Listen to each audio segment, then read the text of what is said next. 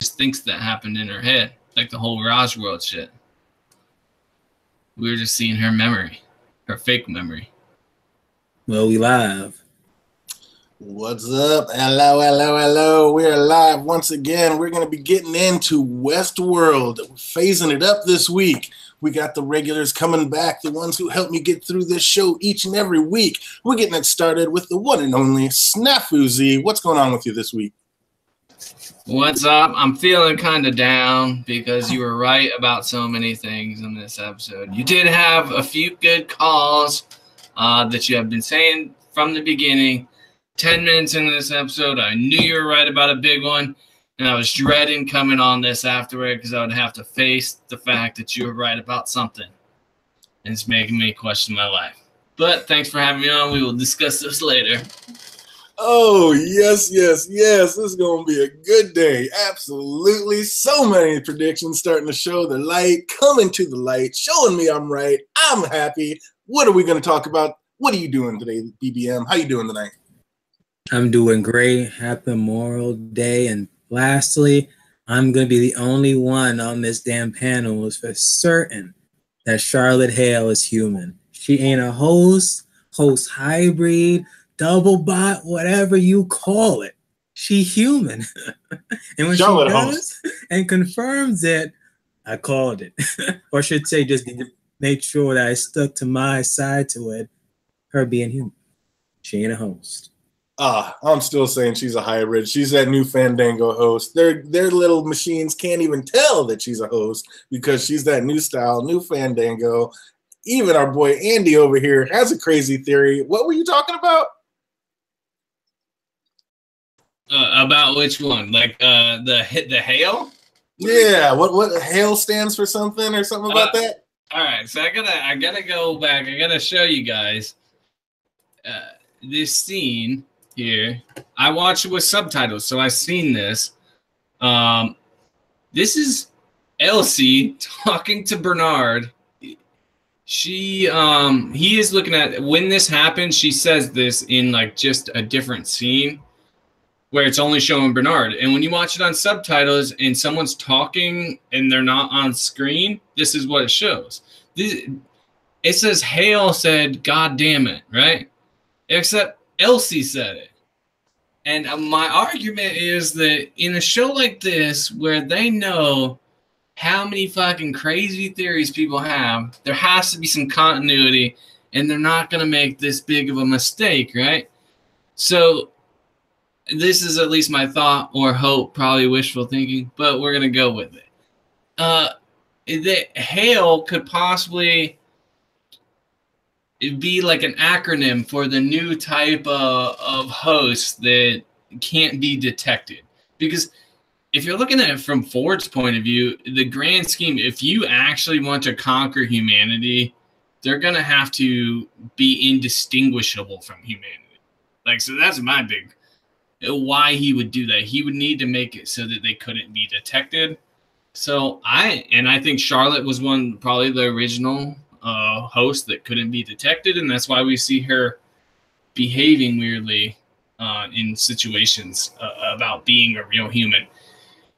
And then now I'm starting to think that Elsie could possibly be another one of these like Doppelbot hosts, like that Hale could actually be just the acronym for this new type of host, and that's why I would say Hale. I mean, I could be wrong. I probably am wrong, but I'm putting it out there. This could be the case. I absolutely love it. And what exactly does Hale stand for? Shit, I don't know. Host. I'll have to think of one for next week. Or exactly. You can't think of no acronym because there ain't no acronym. You're pulling straws. A couple hours ago, I'm not thinking of no acronym in a couple hours. Shit. I remember someone commented on my video was like, "Go check it out with subtitles. You're gonna see this." And I, before the stream came on, I saw it myself with my own eyes. I'm like, it could be a mistake, could not be a mistake, but Hale is still human. I don't care. Hale is not human. I can't get on board with that. For a small smirk, you are still on the fact that she is a freaking hybrid host or something. That's it. That is like an obvious thing. That it looks like they put it there, like basically telling you straight up, like she did not expect to pass this test. Like they Mine was the way that Emily shot that host, and the host went down. It was like, I think that guy was a host. But now it's coming back around. Maybe that guy really was normal, and she really was the host. Like everybody kind of hit it. I mean, everybody was like, "Well, maybe," because everybody's guessing who's who. But it's like she flipped it around, and she did one of those like, "Let me ask you, so you don't ask me" type of things. And yeah, she shot him. She's gonna be the damn host. But we're gonna get into it. We're gonna get into it. Hey, yeah, that's why we came in already talking, because me and JD are trying to talk BBM into thinking, because I thought it was so crazy. They got to a point where the fans had to be like, okay, we can't say everybody's a fucking host. So, and the next new character that comes in, we're gonna say that person's not a host. Us as fans, we collectively said, okay, nobody from this point on that's a new character we're gonna call a host. And then they fucking bring the Man in Black's daughter in, and we're like, okay, she's good. She's not a host. She meets the Man in Black, and he's like, fuck you, Ford. You're not doing this shit to me. So now we're like, oh, now he thinks she's a host. So why can't we think she's a host? And now I'm going crazy. Like, I can't handle it. Everybody's a host. He's a host. She's a host. He's a host. Everybody's a host. It's a simulation. It's all a simulation. It's Host Nation up in here. In here, as you know, everything is code, and that's just what it is. That I'll believe that they're all in a simulation, that the Man in Black woke up in a simulation that whole night when everyone was going crazy. Someone just pulled him in, put him in a damn cradle, and he's like doing everything. That I'll believe. But the Man in Black's daughter, no. Just no. She's human, damn it. She's human. Why else would they just pan us out only in Raj World, having her journey all the way to Westworld to meet her dad all of a sudden all this whole time? To have you as flipped as you are right now going, no, can't be. And you're going to be like, damn it, this ain't like a timeline. The Man in Black told you. He said, Ford, get the hell out of here. You're fucking, that's a low blow, Ford. And then even at the campfire, he's like, yeah, you were so scared of the elephants, right? And she's like, no, Mom was. And he's like, what? No, like, I'm not fucking, I don't have Alzheimer's. Like, I know what's going on. He was like looking down. He was suspicious of her from the beginning. He let her warm up to him. Then she said that, and it was all fucking over from there. That's why he left her. He's like, nope, she's a host. She doesn't even know like how my daughter was. This is a test to see like if I do care about my family, because I would know if my daughter was scared of some elephants. And if someone that looks like my daughter can convince me that what I know about my daughter is not true, I don't even know if what I said just made sense. But he's like, if he could be fooled into that and she could trick him into leave, he loses the game, right? He doesn't find the door. If he goes with her, he realizes that, like, hey, that's not how it happened, and this is another test of my game. Really? If so, why didn't he just simply just kill her? Like, you know what? This is disrespectful for he could have simply just killed the damn host of Emily, but he didn't. He didn't. But it's still like an analog of his daughter. That'd be hard to do. The dude is getting old. He forgets things. If a little host came up of my daughter and I knew it wasn't my daughter, I would not still shoot it. I would be like, really? I'm not gonna act like my daughter. I'm not gonna shoot it. Right? I'm like, just in case, because you just don't know. Nothing is 100%. It's like, yeah, you just take a chance, I think. But like, I mean, I thought this is why Ford's been able to play this game and be able to do what he's doing, because William's been so head over heels bonkers once he got lost in Westworld from day one. So that's why he's been able to get away and do what he does when he does it, because William is like that. William's been lost in this place for 35 years. So yeah, or at least 25. So yeah, it's definitely he's off there, and this is all Ford. Ford's playing his game. It's all playing out exactly like he wants, and let's get into it. Right out of the gate, we see that Andy had a little different feeling for most of the season, but last episode he did say he wants to change it. He doesn't think it's going to be a virus. What did you think that was going to turn out being at the beginning, Andy? What did you say last week? It was going to be one of the mines, like the it was going to be one of the Red Control Unit mines. Absolutely, absolutely. I agreed. I can't remember. Did BBM agree with that? I think I did agree with that, actually, shockingly. He's like, if I did, that was the only thing I agreed with y'all on all night. Oh, that is classic. But it was good to see that came to fruition. We got to see a little bit more of the opening season or the opening credits, and we got to see it was indeed being formed into one of the new Red Control Units. Another one answered, and I just love that. My man JD just hit the chat. What's good? I want to thank everybody for stopping by. Living my Rhapsody. What's good? STTV. My man Pete Easy. Yo, Pete, you want in? Let me know. Let me know. But yeah, that was good to get that one back right out of the gate. It didn't even start and already got one confirmed. I was like, yep, this is going to be a good episode. What do you think about this episode overall, BBM?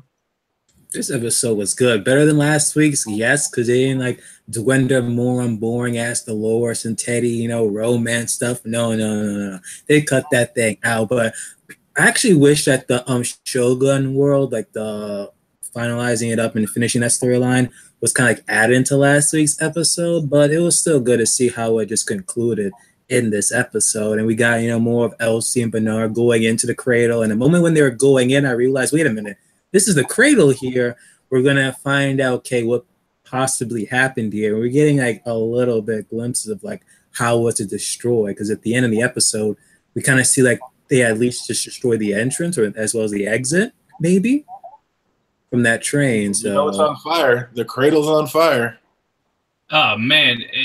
Speaking of the cradle, how they explained it, right? You can't destroy the cradle at this point, right? Unless you destroy every single host. It's a hive mind. They said that it was a hive mind. We know that like a host mind can carry like thousands of times more than information than a human.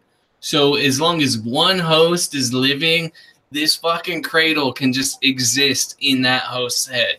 Because while it's supposed to be separate, we learned in this episode it is not separate. A la Peter Abernathy, and that's how they were able to get so much in his head.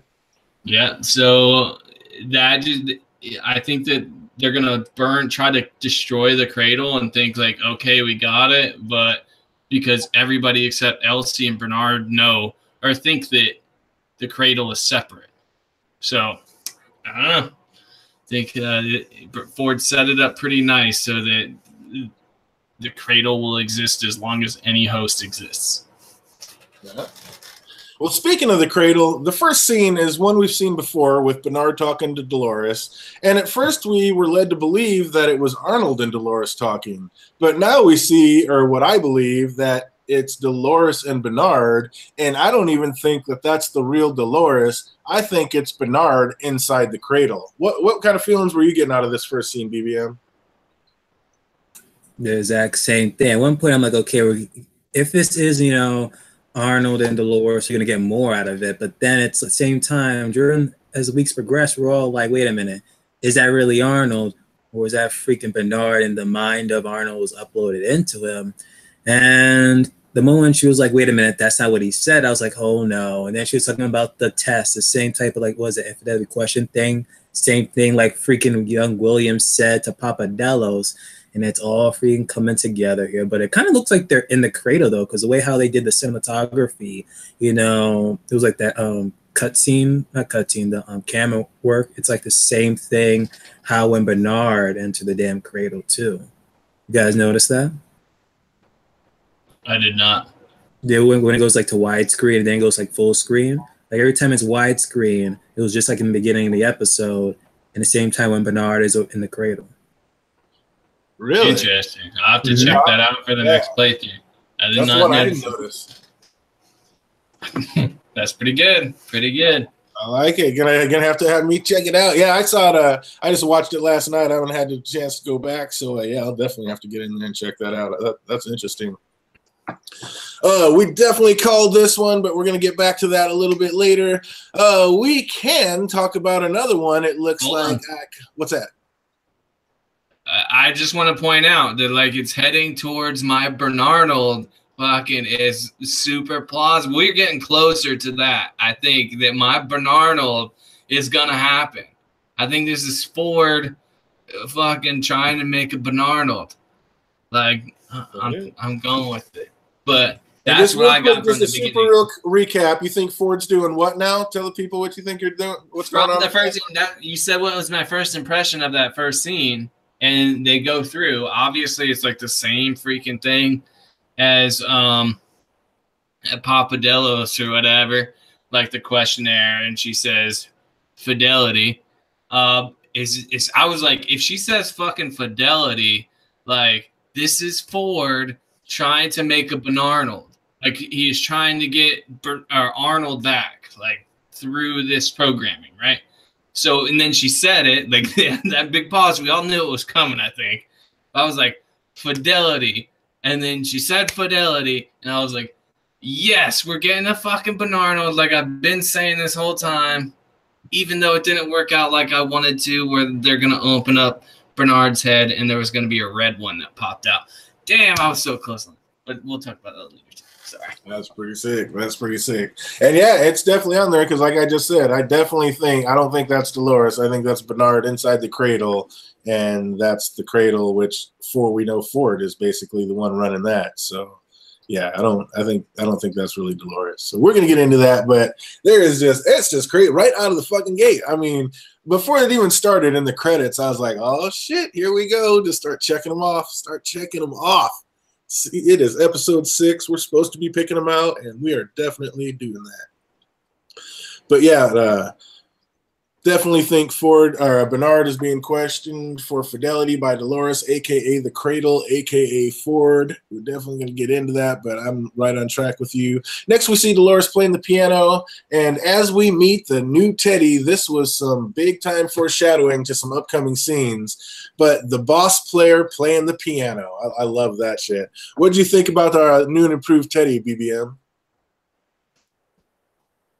Well, he ain't picking up no more cans. He's picking up bullets now. Like, this is a man who's on a freaking mission, or he could actually not even on a mission. He's just simply pissed off because every time when Dolores even asks him a question, he's like, "Well, you fixed me, and then attitude for that." And then she's like, "Okay, I guess you're gonna roll with you." But it's like, as I'm thinking about it, it's like we can like predict OP Teddy what he would actually do. But with this new Teddy now, it's like he's like unpredictable. We don't know like what he's freaking capable of. And in the next scenes, you just see him just shoot a human on his freaking sight there because he's so like, oh, he's not going to be useful to us. Just shoot him. And then she was like, wait a minute, what the hell? And you see like Angela's okay with it, but it looks like freaking Dolores, the one who's hell bent on revenge, freaking killing all humans and such. She was kind of shocked. It's like, what's up here? It's like she's actually having some regret for changing Teddy. Oh, I got some input on this. I think we can predict what Teddy's going to do from here. Exactly what the Man in Black would do from this point of view. She turned another William into another Man in Black. That's exactly what happened. Except this time she did it by twiddling with the things. And that book was like, could you imagine if like you're in high school or, you know, early 20s and you date a girl and then you break up and she becomes a lesbian.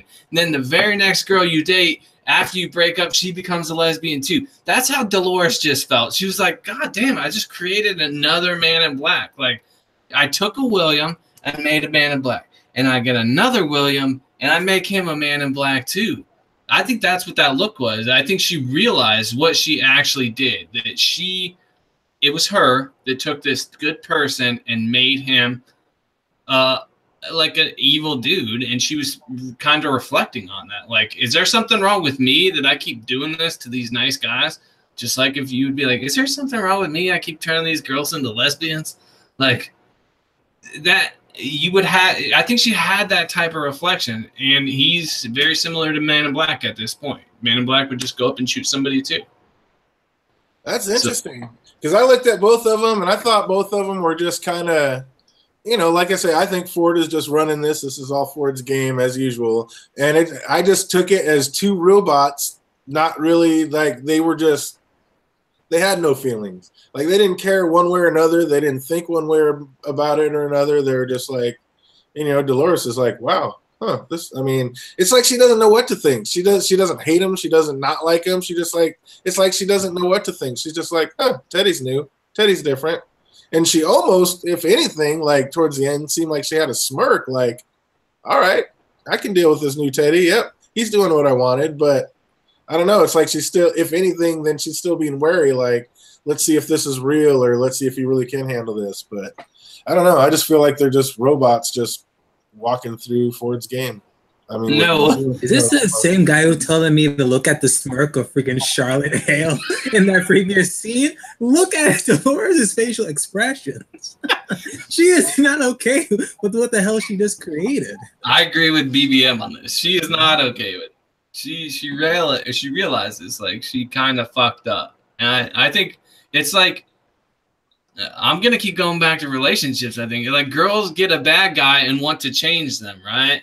Like that's what they do. But once they change them, that guy becomes a lot less interesting. It's not what you expected. And I think that's exactly what happened with Teddy. It's like she took this guy and she changed him to what she thought she wanted. But now she realizes like that's not what she needed. If that makes any sense. That money by the end of the season, she's gonna be like, "Oh, Teddy, let's like go and just like get a patch of land." He's gonna be like, "Hell no, you fix me. I don't want a patch of land." she's gonna be going up to Maeve, like giving Maeve a call, like, "Hey, can you come fix my boyfriend? Like, I can't get into his programming. He's fucking crazy. Like, I need him fucking rewound back to how he was." Oh. Teddy is, Teddy's on a good one. And I don't know, I swear, I just think Dolores is kind of bouncing back and forth. I mean, yeah, she does kind of have those looks like, you know, what have I done? But then sometimes she looks like she's smiling, like, yeah, I like this new Teddy. I mean, I just feel like she's a robot kind of. She doesn't, mixed emotions, doesn't have emotions, just kind of walking through it. I don't know, it's just kind of, yeah, I don't know. But Teddy says that the man that rode the train was built weak and born to fail. Metaphor for the humans coming in? I don't know. But she's like, but you fixed all that. Not that he's awake, but is what Dolores made him. So it's like, I mean, you guys don't think that this woke him up at all, do you? This is just what Dolores made him, correct? We all agree with that? Oh, yeah. I think, and this is going to fail spectacularly. And this is going to blow up spectacularly in Dolores' face, too. Because, like, from what we know about hosts is their personalities are reflective of, like, their backstories and stuff. They're cornerstones, right? So you have your cornerstone, your personality and your traits reflect upon that. Like, you can't just separate one from the other and expect good results, or otherwise they would have never gave them like cornerstones and shit in the first place, right? So if they're gonna go against that, then that's gonna blow up spectacularly in your face. Yeah, could be. Yeah, absolutely. I even have it written down here. I was like, as Teddy walks out, he says, "Now forget about it." And Dolores has a confused look on her face. It's like, was that a verbal command, or is she just tripping on the new Teddy? So it's like almost like Ford talking through Teddy was like, you know, she was just like, "No, let's get out, forget about it." And like that told her to forget about it. Like that's Ford talking through Teddy, telling her to forget about all the other stuff and just keep moving on through the game that he wants her to do. And that's why I felt like, and it did. She looked like she had kind of a confused face. So that's why I felt like that. I was just like, I just think that's Ford doing his thing and giving verbal commands, making these hosts do what he needs them to do. But we're getting closer. We're about to find out, see if we're right or not. But I feel even stronger about that than ever. It's like none of them woke up. They are just robots doing what Ford's telling them to do. But yeah, there's definitely going to be a huge twist with that. Then what's Ford's end game then? What does he want to happen then? Well, I've said since day one, I think it was to destroy the Man in Black, because the Man in Black was going to take away the Park from Ford. So Ford's going to flip the script and take away the Williams, because he knows William basically worked his ass off his whole life and took over Delos, and that's what he cares about the most. So the Ford's going to take that away from the Man in Black. He's like, oh, you want to take away my baby from me? All right, let me just get at you and show you how you play this game. And he's going to go and take his baby away from him. I think that's the end game. I said that, I think, I'm pretty sure I said that right after when we were recapping the very first episode. I think I said that. So yeah, I've been pretty much strong with that from Jump Street. Oh, let's see. We see the downgrade in Teddy's patience worked as he blew away the sniffling tech. My God, that was ruthless. After Angela gave Dolores an interesting look, and that's what I was going to talk to you about. Is like, you guys just think that she liked it, because I think she was on the same thing with Dolores. It was just kind of a blase look. But you think she was into it, BBM? Yeah, like freaking Teddy should just like drop Dolores and just go at Angela at this point, the way how he's acting. Can't be mad at that too, and it's Angela. What do you think about that, Andy? You think? Yeah, I agree. I agree with BBM. Like, she liked it. She was like, hell yeah, like, he's finally crazy enough to be one of us. And Dolores is not feeling the same way because she actually cares about Teddy. Like, the other girl, Angela, doesn't actually care about Teddy. She knows that Dolores cares about Teddy, and she knows that Dolores wants this violent revolution. But it's kind of like, Dolores realizes, like, that's not, maybe she's realizing she made a mistake, and I don't know, like, she's no better than people, maybe. I don't know exactly what she's reflecting on, but I think she really does know that she ruined a person, that if humans coming into the park treat her like a machine, like she just treated Teddy like a machine. She has to be able to reflect on that like, she can't think of herself better than them when she treated Teddy the same way that humans treated her. I don't know if all that went through her mind, but it definitely should. Absolutely. Could have. Anything else about Dolores and Teddy, the Teddy and Dolores situation for now, BBM? Nah, so far just me and Andy agree on this topic right now. It's like, this ain't normal. This ain't normal. Just like what DA said in the live chat. Is Andy a host or am I a host? Agreeing too much. Oh, did your head at least snap back though? Like when Teddy just walked up and just boom. I mean, you knew it was coming, and still it was just like, oh shit, Teddy! Like, damn, just nothing. Didn't have. I thought it was gonna be like a wound or something or a flesh wound, but no, he just straight up just killed him. Like, damn it, this is gonna be the Teddy that we're gonna basically be getting throughout the seasons that come. And this, I believe, was like last week's episode when we actually see like they're fishing out all those damn holes. Like, do you really guys think that, it's really a trap? At one point, you're going to have Gunslinger Teddy come out of nowhere and just start shooting everyone. Oh, I can definitely see the Trojan horse situation happening. Like, they're all sitting there supposed to be blank dead host or whatever, and they're laying in there. I could see somebody waking them real quick, and all of a sudden they jump over and just take out everybody. You got like a Trojan horse situation going on. I could see that going down. Yeah, that was BBM's thing a couple weeks ago. Absolutely. So I'll bring that back up. But no game of theories with Marie. It makes us all confused. That's what's so beautiful about this show. It's so hard to figure out, but so much fun trying. What's up, OTDA? Thanks for making it in. Living my Rhapsody. Glad you're here. Chrissy of Old Stones, thanks for stopping through. We're going to figure this out. We got a ways to go, but we definitely called a few right this week, and I think we are definitely on the way to getting a few big ones maybe next week coming in. I think next week solidifies a bunch of big theories coming in. Right or wrong, I think we get a bunch of huge answers next week. So yeah, it's like episode 7, so it should be, right? Yeah, right? What's up, Andy? I just got one more question about like the that scene. So Teddy comes out, blows the dude's head off, right? Why leave the other dude alive just to put him on the train? I just want to remind you of this, and when we come back later to what happened in that scene, you can remind me to talk about like what was the point of keeping the black dude alive.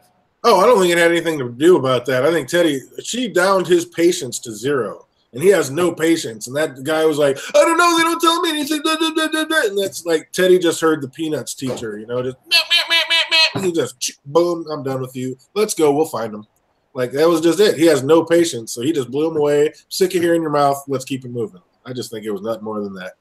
I think she possibly just kept him around just in case of this, like, Teddy might revert back. She might tell him to, like, okay, we got to program him again. But since, like, she's been questioning him and seeing, like, his new actions, it kind of confirmed that this is, like, the no longer Teddy that we know. So that's why she was like, okay, we can just, like, just kill him at this point.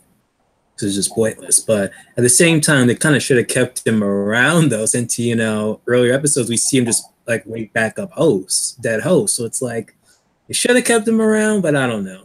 It's like, I should look up on IMDb and, like, figure out this dude's name. Like, right? I think that's, like, that's one of the biggest mysteries in this show is what is old boy's name? Nobody knows.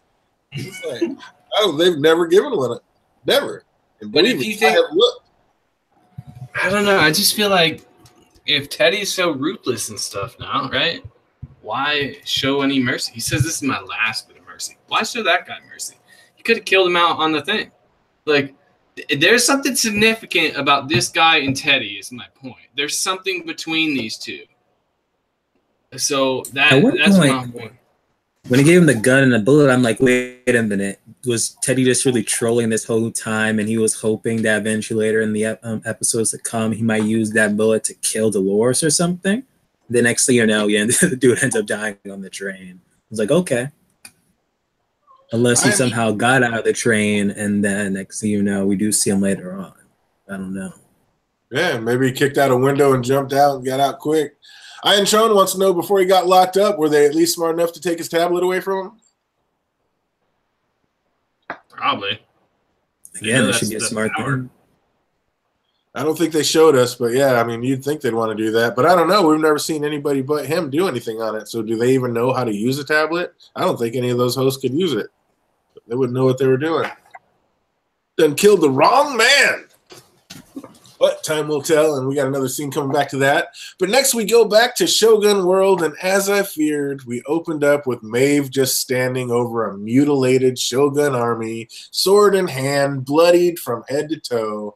And I guess this just proves once and for all that Maeve doesn't need or want an army. BBM, what's going on with that? Honestly, so my apologies. You gotta repeat that question. I was too into live chat. Chrissy's saying we're thinking too much. I'm like, wait a minute, what? I was about to type something during your conversation. It's all good, but we just opened up with Maeve, over this mutilated army, and she's just standing there, and she once again just killed everybody. So it's like, obviously, she's just proven once and for all that she doesn't need or want an army. I mean, wouldn't that be, if she can control all these hosts, wouldn't it be to her benefit to have a walking army behind her, especially of Shogun warriors? But instead, she just seems to want to kill everybody. She doesn't want to deal with it. What's up with that? Maeve is like Uma Thurman and Uma Thurman. Hope I'm pronouncing that right. And freaking Kill Bill. She don't need a freaking army. She is a one-woman army here. Freaking, she's basically the equivalent to freaking Zelda. Zelda didn't have, excuse me, I should say Link in Zelda. Like, he didn't need a freaking army. He was still badass by himself, though. But I still kind of wish that they actually showed us at least her cutting down at least one or two guys left. Like, it was truly just pretty much all of her just, like, taking down that entire army. We're just guessing since we, like, had a close-up of her and she was freaking covered in blood. What you think, Andy? Yeah, it would have been nice to see something, see how that was dealt with, because even... I don't know. I feel like you would think that the hosts in different parks would have a little bit different of programming. Like if I'm going to program a host for a sword fighting park, that just by upping your stats coming from a gun park, you are not going to be able to destroy a whole army with your damn sword. So I wanted to see how she did it to make sure she was having all of them fight each other. I wanted to see the hypocrite in Maeve, her making people do things they shouldn't have to do, but we didn't get to see that. And well, I mean, in a way they are, because once they attack her, they are. I mean, she's got to take care of that. She can't just let them kill her. So once they attack her, she's got to, defend herself, right? I guess. I'm just saying I wouldn't say that's hypocritical, but I definitely wanted to see something go down. I wanted to see what happened. We got an entire army charging her, and I was just so scared that's exactly what they were going to do. Just pan in, open up on Maeve, standing there with her sword just like she was, blood head to toe. And I swear to God, that's exactly what they did. It's unbelievable. It's like we didn't get to see none of it. Damn you. But budgetary, you got to spend it elsewhere. It's all good. But yeah, I wanted to see exactly what happened. Did she use her mind? Did she have her kill themselves? Did she have to fight? I mean, she was bloody head to toe. It looked like she took most of them out with herself. So I don't know. And speaking of stabbing and getting down with a knife, I thought of Kanye when she was down over Sakura. I thought she was going to stab herself and go seppuku, or you know what I mean? Yeah, I thought she was going to take herself. What is it? Seppukuda or something like that? Yeah, something like that. Yeah, I know what you mean, that ritual, yeah. But yeah, I thought she was about to do that. I was like, oh my God. But then we find out that she actually chopped old girl's heart out. I was like, what was going on with that situation? Dude, honestly, I don't know how to say it. Like the whole time I thought she was killing herself. Yeah. I thought she literally she pulls the heart out. I thought that was her heart. I'm like, what the fuck is going on? She just like held the blade weird. Like she came down. I don't know. It looked like she was stabbing herself, like a Bushido thing. Like I thought she was going Harry Carey with it and just getting it. Yeah. And that wasn't what it is. And it's still for like even after that scene when they were walking up to the bar thing, the prisoner, I was looking to see if her thing was cut. I was like, I do not know what is going on. So I was pretty confused by that. But I get it. It would have just been helpful if you didn't like cut down your sword like this and you did more of like one of these. Yep, seppuku. Thank you, LMR. Seppuku, I think that's the name of it. But yeah. See, I was thinking like Bushido code and stuff where like the general kills himself and then they cut off his head. Oh yeah, usually they like the old samurais, they give you a chance to kill yourself, you know, for your own glory, and then if you don't do it in a certain amount of time, they chop your head off. And it's Harry Carey or seppuku. And yeah, seppuku. I don't even know how to say it. Well, yeah, like that's gnarly shit. Like the later fight, that blade that he pulls out, the guy kills himself, that's a Bushido blade. Like that's what it's for. It's just for killing yourself. Yeah, that's all I know. That's insane. And he did not give him much time to do that. But how cool was it when Maeve walked back into town and had the one Shogun kill his partner, but then the way he like put that thing up to his own throat and killed himself, like that was pretty gnarly. Like, what'd you think about that, BBM? That was another one of those little head jerk moments. Like, oh damn, like she's still badass. She's still as powerful as pretty much S4 at this point when he was around in freaking like Westworld. It's like again, like she's still like almost too OP here right now. It's like, could anyone truly stop her at this point? Like again, if Dolores come at her, I'm not worried. If Armistead comes at her, if anything crazy happens or a glitch, Angela, like I shouldn't be worried. If Man in Black comes out of nowhere, this will be a hell of a good fight for him if he's about to like die from any type of host, in my opinion. Yeah. What do you think about that, Andy? I agree. Like Maeve is like way too powerful. Plus, that dude cutting his own head off was great. Dude, like, I was trying afterward. I was like trying to see how he did it. Like he was like killed the one dude, and he was like, yeah, he like put it up there and then like tilted and like pushed, and then wow, it was intricate how he got down. My wife was like, "What are you doing?" I was like, "I don't know. I'm just trying to see how that would work. How you would cut your own freaking head off. Like, could I just do straight?" That was insane. I got a really important question though.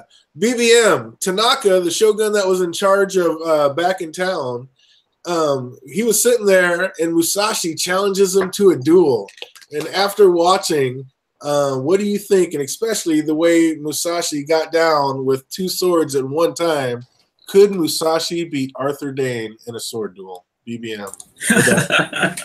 Could he defeat Arthur Dane? Like, from what I've seen, was it season 6 that we got to see that freaking his fight, Arthur Dane?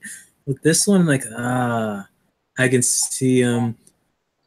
I don't know. It's like, is the armor tough enough, for that sword? I don't know. If no armor, I could possibly see Arthur Dane go down, possibly. Oh, we all Who saw knows? Kill Bill. We know how sharp them swords are. That's like a myth, though. Like samurai swords are actually mediocre swords because the sword, like, they have good craftsmanship and stuff, but the steel that is natural to Japan has too high of carbon. That's why they actually have to fold it a whole bunch, because they pound out the carbon and then they fold it again and pound out more carbon to make it like a better steel. So actually like mid-range steel. But yeah, you can believe so you're saying Arthur Dane would take out Masushi? Yeah, Arthur Dane wins. I need to see more fights because it didn't even look like this one other samurai dude was even like a competition. He had to revert to dirty tactics to try to beat him. So I don't know. We need to see more fights. I did kind of like. I did kind of like he had like he got dirt in his eyes. The other dude wasn't even attacking, but he was doing like he was still blocking in ways like. Almost like if I was attacking right now, I would do this attack. So he would like block that attack, and then he'd like block another one. The dude's just like walking towards him. I was like, that's kind of smart. Like I like that. That was a little added thing that I enjoyed. Oh yeah, better be safe than sorry. It's like, I don't know if you're swinging or not. I'm going to act like you are and go ahead and protect myself. Absolutely. Yeah, he coming at me with a samurai knife. I'm going to go ahead and take the safe road. That was nuts. But yeah, that was crazy. And I think, I don't know, the way he threw the dirt in his face, that was low. I don't think Arthur Dane would have fallen for that. He would have looked away, and Arthur Dane would have whooped his ass. I think right then that just showed it. He wouldn't have got dirt in his face. But Maeve hits it right on the nose with the description of this show, telling Kanye she won't use her powers to help Masushi. We all deserve to choose our own fate, even if it means death. What do you think, BBM? Should she have helped Kanye, or is this showing that Maeve is awake? What was going on with that? Hell no, she should not have helped him out. This is his damn fight. And if he was going to end up dying, then you know what? He's going to go down a blaze of glory. God damn it. And if he did die, it's like, she was going to go with the other dude? No, Maeve would have just straight up killed him. It looked like at one point, she was pretty much about to tell him to go kill himself. But the dude was like, nah. If he's going to die, it's going to be by my hands. And that's what pretty much happened. Absolutely. What do you think? Was she right to do it the way she did it, Andy? Hell yeah! Like, I think she's embodying her code. Like you said, I guess if you have an army coming after you, you have to use your power. Like, you want to survive, right? But in this thing, she can't just do it because she needs to give him, especially in a place she learned. Like, she learned at the beginning. Like, this place is about honor and respect. That would be totally fucking. That would be against everything she learned from this place to interfere and take his honor from him, even if it is for her friend's sake. All right. So you say it's about honor and respect. Tanaka loses the challenge, and Musashi gives him a small sword for seppuku, and he didn't wait very long until he lopped off his head. Do you think this was to end his pain and suffering, or was this a sign of no respect, like, you don't even deserve to kill yourself, I'm going to kill you now? Which way was it, BBM? Isn't that like a part of it, though? I think take the blade and you like freaking like impale yourself, and then you get beheaded. So right, but I think you're supposed to give him. I mean, I think that like it's a sign of respect to give him the chance to actually kill yourself, and then if you can't do it or if it takes too long, that's when they chop your head off. No. And he didn't seem to wait at all. It was like 1, 2, okay, you're done, and lopped his head off. And I'm like, did he do that out of just trying to put him out of his misery, or was he like, I don't respect you for shit, you got to go? What do you think? Yeah, that's right. True. Because I maybe think in the Last Samurai, it happened the same way. Like he actually offed himself off, and no one beheaded him. Interesting. Yeah, I think that's actually a part of the code, though. It's like a general or whatever, a leader in a battle. If you lose, you lose. If you lose the battle, you don't get to survive. And you kill yourself, and the other general cuts your head off. I think that's how it's supposed to go. So I don't know, I don't know if there's like time rules, but as long as you cut yourself, like as long as you killed yourself, I think it doesn't really matter how long after you stab yourself that they cut your head off. I would actually prefer getting my head cut off sooner than later, because what if I missed a little bit and then I'm just sitting there like, ah, shit. Oh, yeah, exactly. Well, I think you're supposed to like stick it in and like rip across, and yeah, I think you would die out fairly instantly. But I don't know. OTDA in the chat says that you'd take hours to die out that way, and that sounds freaking miserable. And then I see LMR sitting there talking about Spartacus in the chat. One of my favorite shows. I love Spartacus. That was a great one. Love that show. In Shogun World, we have going to have the showing that Maeve's love. So basically, is Shogun World, was that the whole point of it? Was just showing like Maeve's love of motherhood and what a strong mother she is? And because literally right now, Shogun World is seeming a little fillerish. What do you think about that, BBM? No, again, like I was saying, like in the previous stream, I believe it was kind of like a foreshadowing that when Maeve was going to even meet her daughter, like it wasn't going to end well. That's what pretty much happened in Shogun World, where the freaking Maeve of Shogun World, can't even pronounce her damn name. I'm not even trying to even pronounce it. But like, yeah, like when her version of freaking like Clementine like died, you know, that was pretty much, she treated her like a daughter, and it didn't end well for them.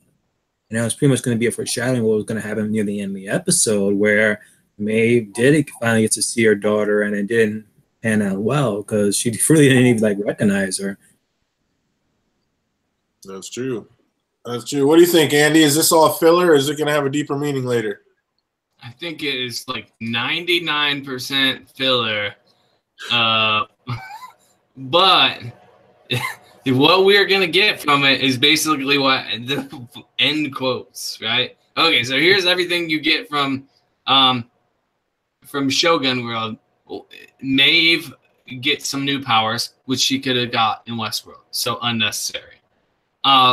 We get the girl with the dragon tattoo, basically.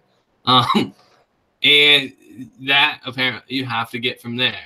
Maybe you could get a Ghost Nation person that's good with arrows, but that's someone you have to get from there.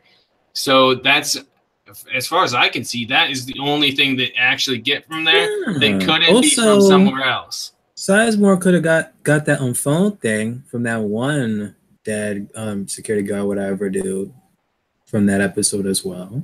Yeah, but it's like without this episode though, like May probably wouldn't have like learned about, hey, I can actually speak other languages and stuff. Like I thought that she probably would have acknowledged that, or even like during her power up and stuff with her new body. I'm guessing she should have like known that, but she never did. And not even that, like Sizemore like didn't even bother to even tell her, like, wait a minute, you probably could talk to Ghost Nation, which she later in the episode she does. But before this instance, with her exchange with those Japanese dudes, she never thought of that or even bothered to bring that up. They could have had some fucking Japanese investor come in and do it. I feel like this is filler. And there's one more thing that we did get from this is the speech at the end. Like, if you're not willing to fight for your home, then what kind of asset basically are you going to be anywhere else? Like, you're a coward, and there's no place for cowards if you can't defend your own place. I think Maeve is going to take that seriously. Like, if you can't defend your own, then who are you? You don't belong anywhere. So, that's I like that. I'm with that. I like that. And then when Ghost Nation arrives, she runs away and trips. She doesn't run away. She tries to save her daughter. She runs away with her daughter. She told her daughter to run, and she was still in shock when we're gonna get into that. We're gonna get into that. But right now, we need to get into something else, because the next scene is back to the Men in Black, and they are keeping the guessing game going. Is the Man in Black's daughter a mother freaking host? Right out of the gate, he tells Lawrence that looks can be deceiving. Is this our clue that Grace is a host, and why she's not called Emily? If Ghost Nation saved her, but she could be one of those new Fandango hosts like Andy and I think that Charlotte is Even the man in black can't tell if it's really her or not. If she is real, how did she get better at the game than the man in black? And he didn't even notice the arrows were fake, that it was a setup. It was her that noticed that. And she was a dead shot with a pistol. I'm claiming host. What the hell's going on, Andy? What's happening here? Hey, like I said, before this thing started, they had all us idiots, like, as a fandom, like, hey, yeah, we've met our limit. We can't have everybody a host. We got our agreement. Everybody can't be a host. So from now, the new person that come in we're going to agree that person's not a host. That's where we meet her at. We meet Grace or whatever her name is. Whatever her host name is, that's why she's named Grace. And we're like, hey, no, she's not a host. The man in black sees her and he's like, she's a host. Like, come on, Ford. It was so perfectly timed, I think, because it was really at a perfect time where we're like, okay, there's so many theories going out. We can't be saying that everybody's a host. And it just came out perfectly. We're like, we know that you're talking about that. Everybody can't be a host. And Man in Black's like, she is a host. And I take the Man in Black's word for it. If he is suspicious, one, no matter how shit of a father he is, he was there. Like, he does know his daughter. Like, so he would recognize his own daughter. He recognizes Ford screwing with him because he has this thing he's trying to do. And the one person that could take him off that course shows up. What are the chances of that? The one person that could actually have the power to get him to not play this game comes into play. And I don't know. And then even at the fire, right? At the fire, he's like, you were scared of the elephants. And she was like, no, Mom was scared of the elephants. It wasn't like a dad being like, oh, I just remember that. He sat there and thought about it for like half of the rest of the conversation. Like, what the fuck is going on? And then he leaves. So we at least know that the Man in Black, or we should be able to safely assume that he thinks she is a host. He does not believe that is truly his daughter. And if anybody can recognize a host, I think it's the Man in Black. I think it's William. So I think it's safe to assume that she probably is a host. Probably not, but I think she's a host because the Man in Black thinks she's a host, and I trust him. She's more of a Targaryen than a host. Stop. Just stop. Stop it now. She's not a host. She's a Hale. She's a Hale. She's a Hale. She's a host. She's a Hale. Watch. She's going to be freaking... Even though they haven't name dropped her yet, and I'm still thinking that she is damn Emily, she is not a freaking host. Like, saying, like, didn't Ford say, like, hey, this is your game, go play it now? Since I got to rewatch some episodes, but what was the point in time when Ford was like, this isn't your game anymore? I thought this Journey Into Night was his game, so why would he make sure that his host daughter will pull him out when he wants the Man in Black to play this game? I don't get that. That's why she has to be human. Well, or it's another loophole that he's got to get by and get past. It's just another level of the game that he's got to beat. To be fair, there was a bunch of pitfalls for Dolores, too. Remember, when she was going on her path to get to the center of the maze, there was a whole bunch of times she would have all those flashbacks of where she died at. That was a previous time. There was something a pitfall to keep her from finishing the maze, from her finishing her game. And she would remember those. She would be like, oh, look at seeing her dead body in the river with a bunch of arrows in it, right? You remember that? That was a pitfall that was put there to stop her from completing her game, just like Grace is there to stop the Man in Black from completing his game. It's just a pitfall, and he has to get past it. Nope, it's not. She's human. Man in Black is kind of losing with his damn memory because he'd even like figured out that, wait a minute, it was really my daughter that wasn't afraid of freaking the elephants. That was my wife, and she was masking her fear with damn Emily. So no, that's what it was. If he knew that was a host, he probably would have not even like interact with it even further at this point. Probably would have even killed her. He was questioning. He questioned. He's like, "Would you really sink this low forward?" Like he just didn't know. Like just like her when she was in Raj World, and the guy's like, "You really think they do that?" And she's like, "I wouldn't put it past them." And now it's kind of flipped the other way. Now the Man in Black's like, "Ford, I wouldn't put it past him. Are you really sinking this low? Are you really doing this to me?" So, I mean, it's kind of a nice much time in the sun, DJ and Andy. Too much time in the sun. I can't. You know your own daughter, and saying that he would kill her is no excuse because he realizes he is old, so there is the potential that he is remembering things wrong, and if there's a hint of a doubt, you're not going to shoot your own something that looks exactly like your own kid, right? Right. If my daughter came in. Like, if I'm in this world and I meet my little daughter and she is completely different from my daughter, I'm still going to be thinking, well, maybe she bumped her head and something's wrong. I'm not going to just kill her. I'm probably, if a host comes up as my daughter's, that thing would be able to kill me. Because I would not be able to kill it by, I would think, okay, in what could have happened to make her behave this way? So there would be some doubt. So the Man in Black's not going to kill her either. Another point of why she's freaking human. When we first see her in Raj World, Shirley opens up her journal and we see that same symbol there. She was in Raj World for a whole different real reason. She is lying to the Man in Black by saying, "Oh, just here and just, child, freaking nostalgia. I was here. It was my favorite park. Why not pass on the opportunity, especially now I can go to the pleasure palaces and whatnot."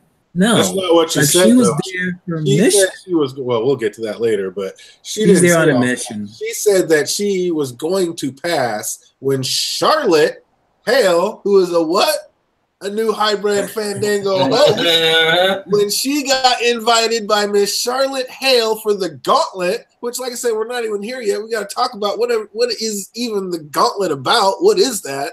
The gala. The gala. The gala. I thought it was Gauntlet. I was like, what? I was like, what is this Gauntlet? They're bringing Thanos into the park. Like, we got some superpowers coming in. I was like, what? But yeah, she was going to pass until Charlotte shoved that invitation up her ass. That's what she said. And she's like, you know what? It's been a while since I even journeyed to these damn parks, and that was my favorite world, Raj World. That's why she was there. But no, that was a lie. She went there for something else. Like, why would they have the camera zoom in into, like, what the hell was she reading in that journal? And we see that same symbol that was freaking in Abernathy when Bernard went and saw it on the tablet. Oh, yeah. And this is all Ford's gets. And Ford planned that out. And so he created a grace that looks just like the Man in Black dollar as a pitfall, and that brings it all around. That's why he said daddy, and he didn't say daughter, because that ain't his daughter. That's a host. But hey, Chrissy of Oldstone says, why did the Man in Black think she was a host? Was it Emily that was dead in the bathtub? And if you go back, everybody says that you see blood trickling out of the bathtub, and wasn't it just water in a red bathtub? Do we know that there was blood? Yeah, there's blood dripping off the hand and shit, like on the ground. On that, and that's when the Man in Black was talking about death, and it was meant to look like his wife. Like, we were meant to think that, but we know, like, he said that his wife took the wrong pills, and that's how she died. But her daughter said it was suicide. Right, but he could have just been saying that because he, of all people, knows that everything is being watched and recorded in Westworld. And so if that's the story that his family's going with, I mean, he's the richest man in the world. So if that's the story their PR department put out was that she took the wrong pills, then that might be something he'd say. He might not want to say, why he knows he's being recorded that his wife killed herself. So, yeah, but he says that the point is he immediately after that says that his daughter believes that she killed herself because of him. So if you're going to say that to a host, why not just say she killed herself? My daughter thinks it was because of me. But why would you take the wrong pills? I mean, that's kind of a weird way to say it anyway. Yeah, well, that exactly, because that leaves some, I guess, wiggle room in in what happened, whether she committed suicide or not. So I think that's why. If she cuts her wrist, then she intentionally committed suicide. It doesn't need to say, my daughter said she killed herself. No, he knows. So there's no reason to hide it if it's being recorded, because it doesn't matter if that information gets put out there, it's going to get put out. William's wife kills herself because he's such an asshole. Like, if that information gets off, source is his own mouth via his daughter, or his daughter says so via his mouth. So there's no point in lying about it, is the thing. You are saying she committed suicide. That's my point. Yeah, I mean, yeah, I guess, yeah. I mean, it's mixed, because why would he? She didn't. He said she took the wrong pills, like it wasn't a suicide, it was an accident. But then all he said about her was that the daughter blamed him for the death, which does infer that it was a suicide, but it could have still been an accident. But maybe, mom just wasn't thinking right. It was an accident, but mom's head wasn't right because of you, and that's why he blamed her. And she even came back and said, I shouldn't have blamed you. So, I mean, I don't know.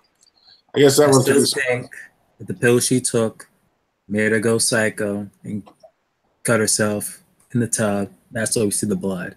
That's what I'm saying. I don't think so. I think whoever said that has a good point. That's kind of what I was going off with. This girl might be a sister, and there was 2 suicides in the family. But if everybody doesn't know about this other suicide, there's a reason he would just immediately not trust her. Because that does seem weird, right? He just does not trust her at all. You can see that. Clearly, he does not trust her. Well, yeah, she's not very trustworthy. Just like Christian Oldstones points out, she said to Stubbs that she's not planning on leaving the park. I don't remember her saying ever leaving, but she was told Stubbs, I don't plan on leaving the park, but she's telling her dad she wants to leave with him. And she says, I think she has a separate agenda. She's not there for her father. But, I mean, I guess on the flip side, you could say that she was telling Stubbs she doesn't plan on leaving because she doesn't plan on leaving without her father. I mean, you could make an argument for that. But that's another good point. Ghost Nation doesn't capture freaking Host. They kill freaking Host. They capture humans to save them. Right. But they capture Emily. There's a new Fandango host out there that a lot of these machines that you'd use to see if they're a host or human can't detect. Because with this new red control unit in the brain, it seems like all the detectors don't work anymore. And I would assume Ghost Nation is the same way. All they are is robots too, so they're just old school detectors that aren't working on the new Fandango host. And we're just gonna call those new hosts Hales. We're just gonna call those Hales. We're gonna dub that right here on the channel. We're gonna call them Hales. New hosts are called Hales from here. And by next week, I will come up with an acronym that fits the Hale. Iron Throne, they have to give us more details on Ghost Nation. It's too bizarre as it is now. I agree, Iron Throne. It's just, we need some more clues. And, no, I think we got a big clue. Like, what's going on in this episode about Ghost Nation.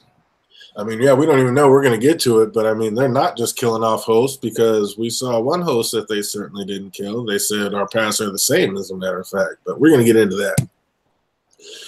Next, we're back with Elsie and Bernard, and she is just as rosy as a bowl of cherries. Bernard tells her that if anybody can right this ship by force of sheer will, it is you. Doesn't this make her a threat to Ford's overall plans? So is Elsie a dead woman walking, BBM? Don't say that, DJ. We've just got Elsie back. Don't put death on her, man. She was able to go through that door and come out alive. Don't do it. Don't do it. She needs to. Don't pull a Glenn, as Andy said. We don't want that. But you are absolutely right. Like, she's pretty much the one who can pretty much like stop Ford at this point. And if so, it's like, why did Ford keep her alive if she's the one to basically ruin his whole plan? Like, and don't say she's a Hale. Don't say she's a Hale. I mean, she's a Hale. We know that. Hey, if you're pulling up old images, pull up that bathtub image. I want to look at that one more time and make sure that is. I haven't got done my rewatch of season 2 yet, but All right, what episode was that? I'll pull it up. That was episode 4. Yeah, that would have been 4 of the Delos Project, right? Mm-hmm. All right. But as you can see, hail. This is Elsie saying, God damn it. But it's saying it's coming from hail, the hail host. Again, hating anyone less than Elsie. No. Still don't believe it. We're not gonna call her a host either, or a hail.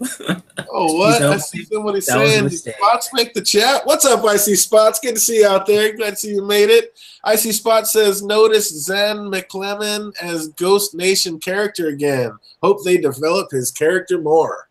Is that a Kate or no? What's his name? A Sete? I can't even remember.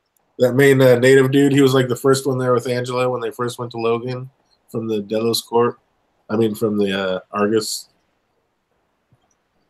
Initiative or whatever it was. Andy is seeing hails that aren't there. Andy's the host right now. You can't see. I bet you can't even see doors. That's why he named his first original channel "What Door." Now everything he sees is hails. No, just stop it. What do you think about that, though? I mean, Elsie's pretty pumped up, and Bernard's like, "Yeah, you. If anybody can, bring this back and turn it back around, it's you, Elsie." Doesn't that go against what Ford wants? So wouldn't that be kind of a dangerous position to be in, Andy? Certainly. If he's not in control of it, let me see if I can fathom this for a second. That she's not a host. No, but it's certainly. That is a threat that she could do that, but she is with Bernard. We see Bernard going into this machine, and we know what happens. So Ford has control. And if we watch the previews for next week, it goes even further. Bernard can watch Elsie. So if Bernard constantly does Ford's bidding, he can watch over Elsie, and Ford can actually use Elsie to his benefit. So she could be a threat, but I don't know about to Ford, though. I think Elsie dropped a little bomb on us and gave us a little nugget here that we need to talk about. Elsie said that Ford's quarantine warnings were still getting out, so they know that at least they can still communicate with the outside world. I believe this is going to be important later. And also, Elsie says that Q&A got climate control working. Is this a clue that we are in a climate-controlled environment? Yeah, it's supposed to be, Westworld, and it's supposed to be, what is it? Hot during the day and like cold during the night. And it's like, if climate ain't like in control, we might see it end up snowing or something at this point. Well, then that means you're in a dome or something if you can control the weather like that. That doesn't mean you're outside. That means you'd have to be in some kind of building that was a climate-controlled area, or no? No, we're talking about in the future where robots are indistinguishable from humans. I think we can actually control the weather right now. Like in certain places in the Middle East, they seed clouds. They make it rain, basically. So these guys got climate control back online first. Good to see they have their priorities straight. Like over all the crazy shit that's going down in Westworld and humans are being assassinated, these cats came in and got climate control back online. That's got to be telling us something. It should tell us that they're thinking about plot holes, and that us people will be like, hey, if they're in like the China Sea, how is it like an arid region? How are we did they simulate the Wild West, and why does it still look like that and not instantly become like a rainforest? I think that's what's going on. They're just filling holes, but maybe not. What do you got?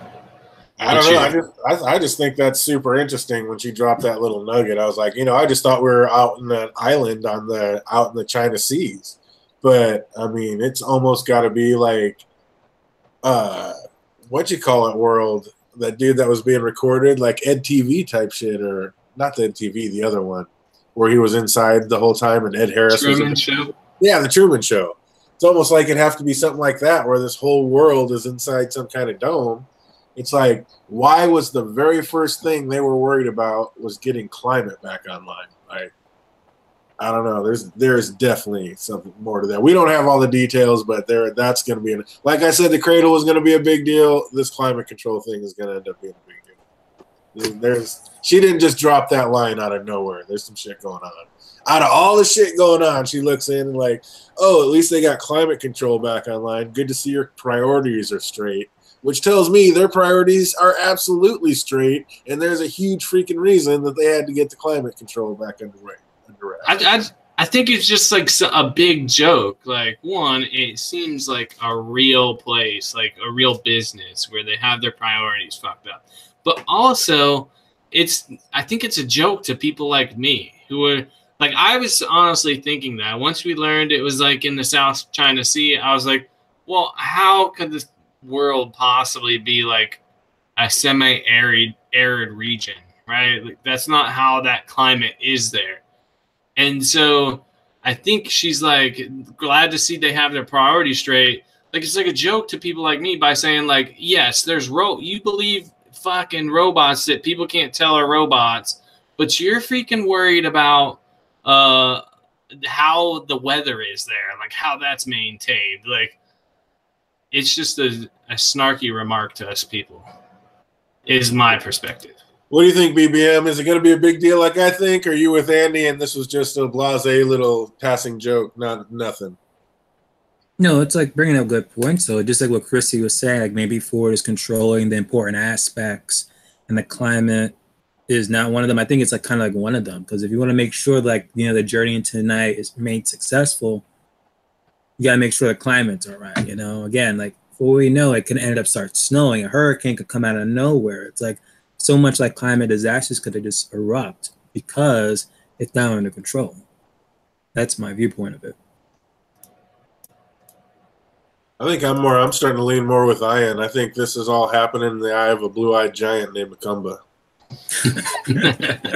Like I said, here you go, DJ. Hold on. Is Westworld the story that Brand wanted to hear this whole time? It's not real, like, it's a bit blurry, but you can see like the blood on the hand and the stains. Okay, but let it play, because like, is it blood or is it water going over a red tub to kind of give it a blood-like illusion? We can go back to that part too. Because I almost think like it's just a red tub with water running in it, kind of giving it that illusion. But I don't know, because I know the first time I saw it, I definitely thought it was blood and somebody killed themselves. But now it's like you go back and if you look closer, is that really what's going on? Hold on, let me get to that.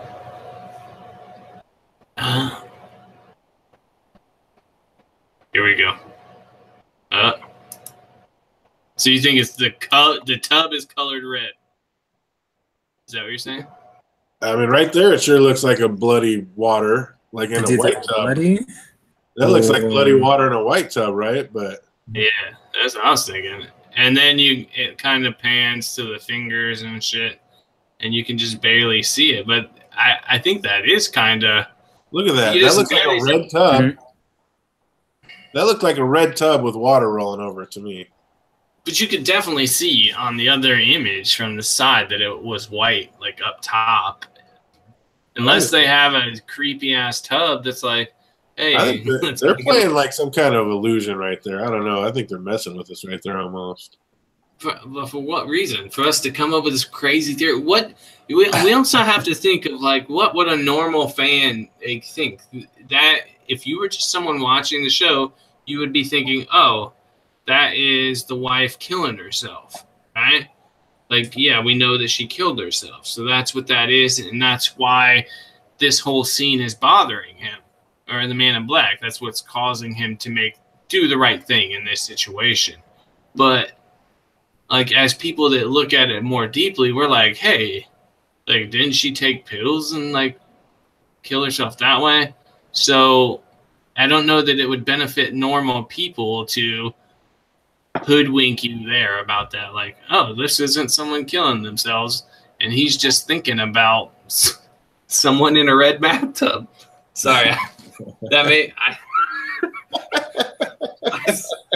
as soon as I thought the words in my head, I was like, that sounds stupid. Like, hey, look, if you look though, we just saw water going over a red tub, did we not? On that side view, that was water going over a red tub. And hey, like Chrissy said, maybe somebody was drinking and that was red wine that got spilled in the water. That was red wine that was spilled in there, and somebody was drinking and bathing and ate the wrong pills and died. Is that how it went down? I still think she took the pills, she went cray-cray, and killed herself. That's what happened. The side effects of said wrong pills. The chat is lit with the CSI tub situation. That's all I'm saying. Shit was going down. We don't know what's happening. The logistics of that tub, though, like when you're designing that tub, like, yeah, we're gonna make this tub. It's gonna look great. It's gonna look like you commit suicide every time you're sitting in this tub. Like, I don't know. I don't get it. Oh, that's so awesome. Time will tell. I don't know. Maybe not. But we might have to do a little deeper investigation on this tub situation.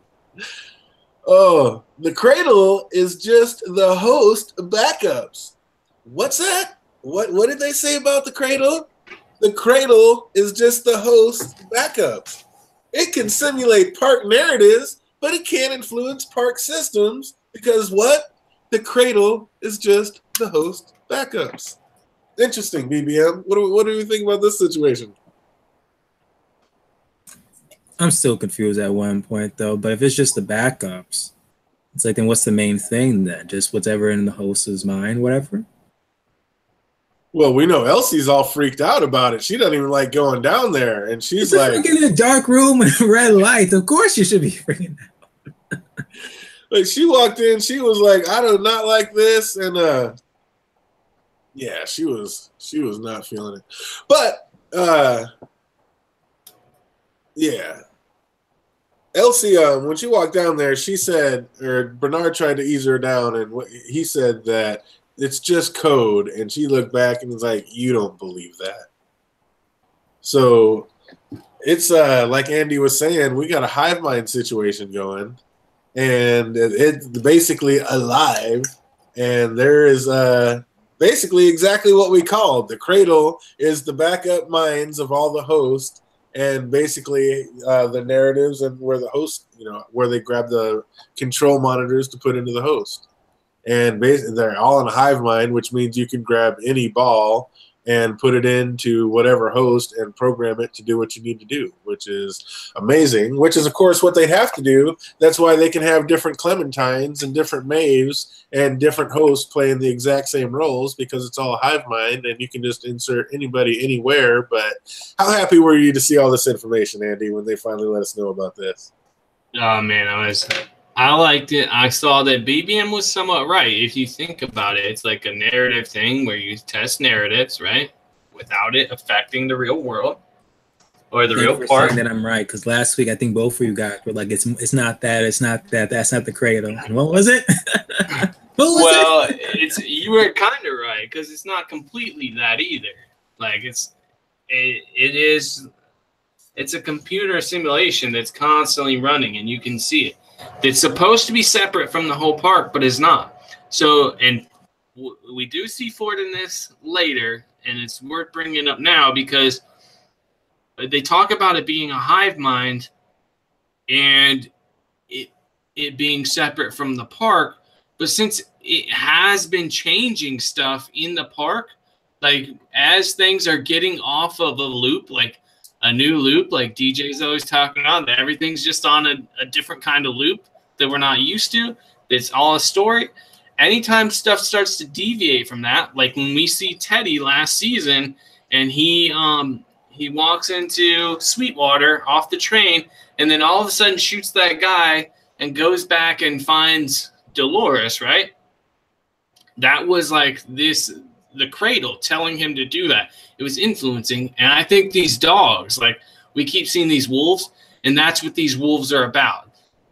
Basically, the narrative isn't going like it's supposed to, these wolves are like that program. It's the cradle sneaking into this the current story that's going on in somebody's head and making them change directions, guiding them back to where they're supposed to go for this greater storyline.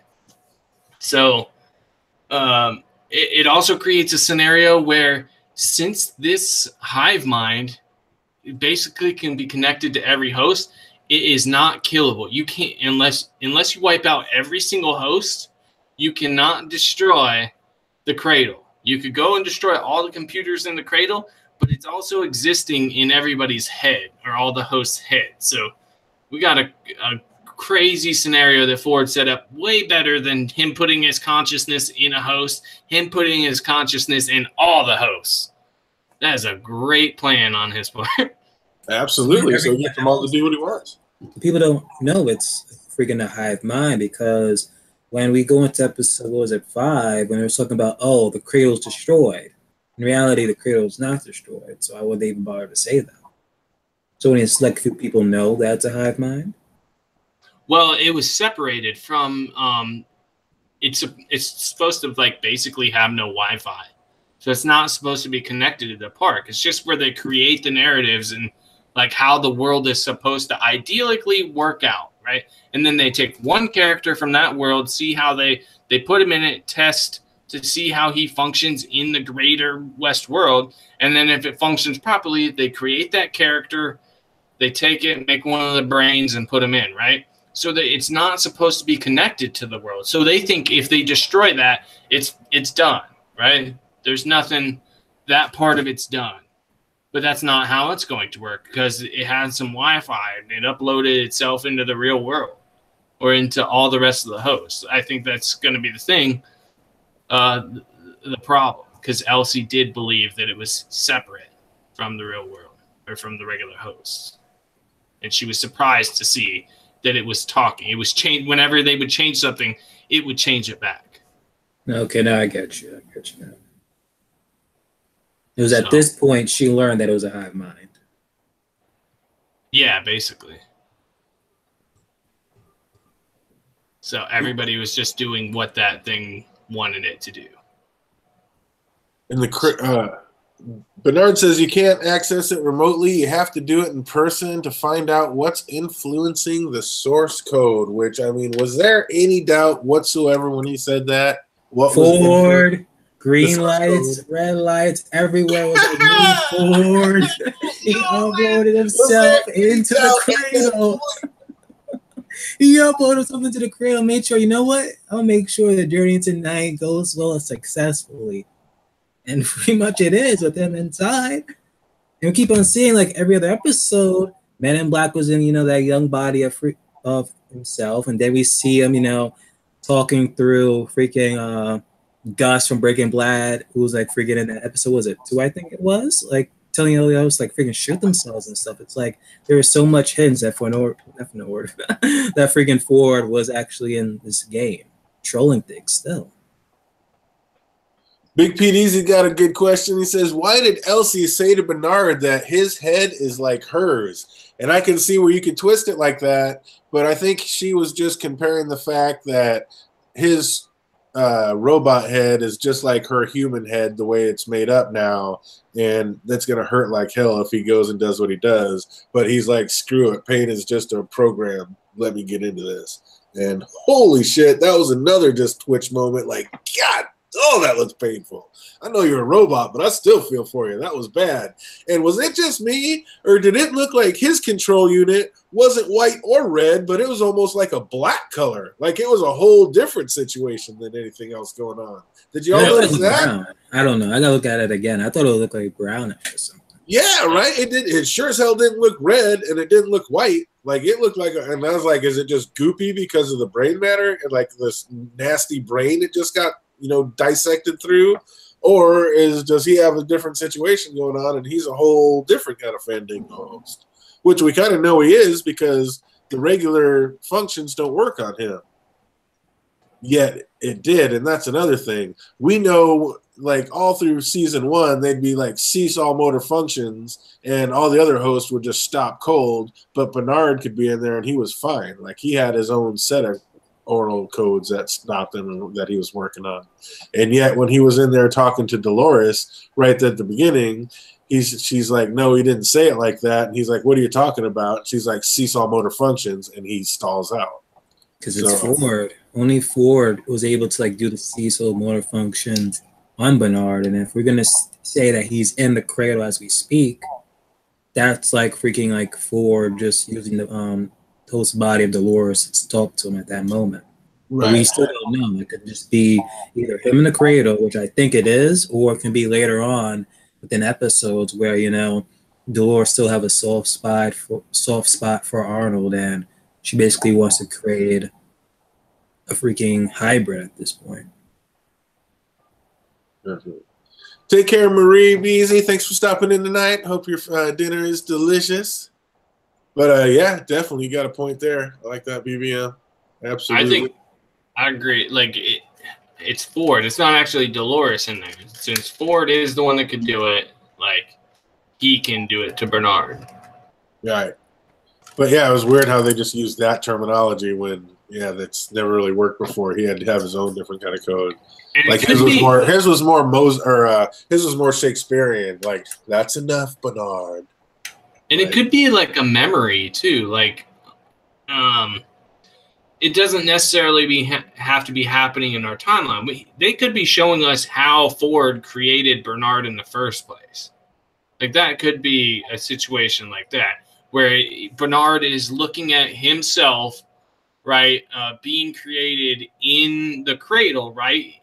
Ford is testing Bernard in the cradle to see if he could actually function as a host, repairing hosts in the real world and not get detected, basically, to see how it would actually work, right? So that's, I think, what's happening, or could possibly be what's happening. I'm not going to say for sure.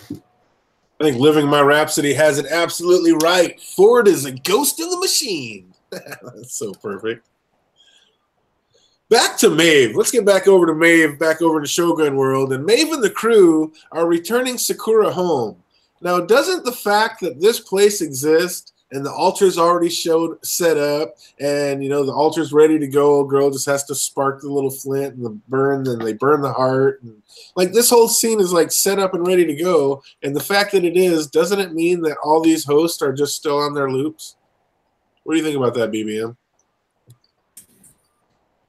Still don't know. I still think it's just part of, not Bernard, freaking Ford's game at this point. It's like I really can't call anything. And we're gonna get to Maeve and her daughter. There's like one point I have to like bring up, so someone please remind me. Absolutely. But yeah, I mean, I'm trying. Andy, tell me something that doesn't just prove that once these people come and bring Sakura home and the house is real and it's beautiful and the altar's set up and they burn the heart and they decide to stay there. What part of this isn't their exact loops that they're just staying on and running? Well, they did mention that this whole setup was part of a storyline, like Back to Snow Lake, I think is what the story was called. So this was supposed to happen certain parts. Like we do see that they are a bit behind. There's a heist that we watch go down that is exactly like the heist in Westworld, except they've already been, like, chaos has already been going on for like a week, or we don't exactly know how long. But so there is a loop set up where after the heist, this scenario gets set up where they can go into the quest or whatever the storyline of Back to Snow Lake. So this is a scenario where the one guy wants Sakura and she can either die or not die, depending on what the person does, and then ultimately go back. So I think it's set up that it's part of the story, and that was the big thing between Maeve and the other lady. Like, even though this is a story, like, you can play it out and let it be. Like, she's your daughter, and this is how it's supposed to be. And that's what Maeve let her do, just like Maeve is going to do. Why is there even a heist in Shogun World? Because if you think about it, the only reason we had a heist was because Ford had inserted revelries into the host of Westworld, and they were acting up, and the up in management decided that they were going to roll back all those revelries because they didn't like how one host tweaked out, and they were all afraid that it was because of these revelries. So they were going to roll back all those hosts and take the revelries out, and that's the only reason they did that whole heist. They're like, send them in there. BBM saying no. The heist was always part of the story. The only reason we got that first episode about, okay, we were doing that heist thing to collect the host, they just allowed that to happen a little bit early than they were supposed to happen. I thought they set it up because they needed an excuse without messing up all the other storylines. Because even after that, we still had that bank robbery scenes later on in the season. We still had it. That was the same scene being played over and over again, though. No. Because that was a point in time where, remember, Hector was robbing the place, then Maeve stopped them, and it was like, then she like showed him the image, like, wait, who's this, the guy with the biohazard suit, whatever. Right. They kept replaying over in different times, but it was not the same scene. Huh. But even if it wasn't the same scene there, I thought they only introduced that because of the revelries to get them out, and it was an easy way to kill a lot of hosts and get them out of the park. Watch episode 1, man. They only did it like a little bit early. That was the only thing. BBM's right. They did it early because of what was going on, right? So it was this big event that's planned or that occasionally happens, and they just did it early as an excuse, like it would draw more people to the town. All right. Okay. I guess that makes sense. So that would make sense to why they have it in Shogun World. But I was like, they're only supposed to have this to get rid of hosts. Why are they doing it in multiple parks? But I get you now. Yep. Pete says the heist was always there. They only changed when Maeve died and remembered. So I guess they wanted it more. They wanted it bigger. I know that. They said make it bigger and kill more people because they needed to get all the hosts out of there without upsetting too many other storylines. Oh, man, now I need to go back and see if the line was ever used. Damn. What's that? Sizemore, during that episode, Sizemore gets mad that he set up a line and it doesn't get used. Yeah. Now I need to see if it gets used in Shogun World. I'm gonna have to go back because before even like the dudes would attempt to even like rape that version of Clementine and everything, like Maeve comes in with a gun and just shoots over the place. Yeah, she stops it cold. Damn it! She stops it cold. But anyway, even the fact that all that's going on, I mean, doesn't this just prove that nobody's awake in Shogun World and they're all just still on their loops? In my opinion, like it was supposed to even end that way, even down to that version of Clementine dying. I think if anything originally was, they were supposed to take that version of Clementine, that version, of Shogun World. Maybe was probably going to travel to the Shogun, try to like bargain with them. And he's like, you know what? I'm going to bargain with you. And the basically same situation was going to happen. That Clementine was still going to die. And, that Maeve was still going to kill that Shogun dude. If anything, she might have ended up dying there. And maybe the part where she takes out the heart, maybe what ended up happened. I'm guessing because the Maeve and thing was there, it was able to happen. That's my guess. That seems a little coinkydinky. Uh-oh. What's up, OTDA? Get that drink. Hurry back. We get a cheers on with you. Definitely live drinking and streaming. It seems to go hand in hand. I like how Sylvester and Felix are still feeling like the subordinates to Simon. Like when they got to that door, because when the door that Simon was talking about that was there that they could get out or whatever, and they get to the door and there's like a bunch of dead host bodies all over it and mutilated bodies everywhere. And Simon just kind of looks at him and gives him a nod like, yeah, get to it. And Simon and Felix like instantly like, yeah, and start moving bodies. I'd have been like, fuck you, little man. You start moving them bodies. The fuck? I was like, hell no. I was like, work time is over. This is a new day. I thought he was like telling us like, come over here and let me tell you my plan about how I got that phone thing. But instead they were just removing the bodies to like get that secret hatch. Yeah, and he kind of tells you like how like low, Felix and Sylvester are compared to Sizemore. He has like more authority to the point that if he tells him, hey, go like move the bodies, he'll pretty much do it. Yeah, well, hosts are killing people and humans in the park. That day is over. This is a new day. And you can kiss my ass because you're the motherfucker writing all these narratives. You get your ass in here and move these bodies. I couldn't do that way. I would be like, if I was, if I'm Felix, I'm like, all right, you want me to go ask Maeve who's going to do the bodies? Because as I remember, I'm the one who gave her all the abilities and let her wake up and changed all her shit for her. I did all this stuff for her. We'll see whose side she's going to take, Sizemore. You move all this shit and dive down there. Yep, I would be the same way. I saw that too. I was like, what the fuck? He just shows them, leaves. Get the hell out of here. Well, maybe Living My Rhapsody has it right. They did not see the button. They are hosts. So basically, you just everybody's host. They're all hosts. We're hosts. You're hosts. We're all hosts over here. No, Secret Targaryens. I think Maeve was telling the truth when Felix looked at himself. She's like, "No, idiot. You're human. You're not one of us." I was going to bring that up. Like, exactly. She would know if Felix was human. However, there was a point in time when they did separate. So I don't know. I think she would still be able to recognize unless he's also a Hale.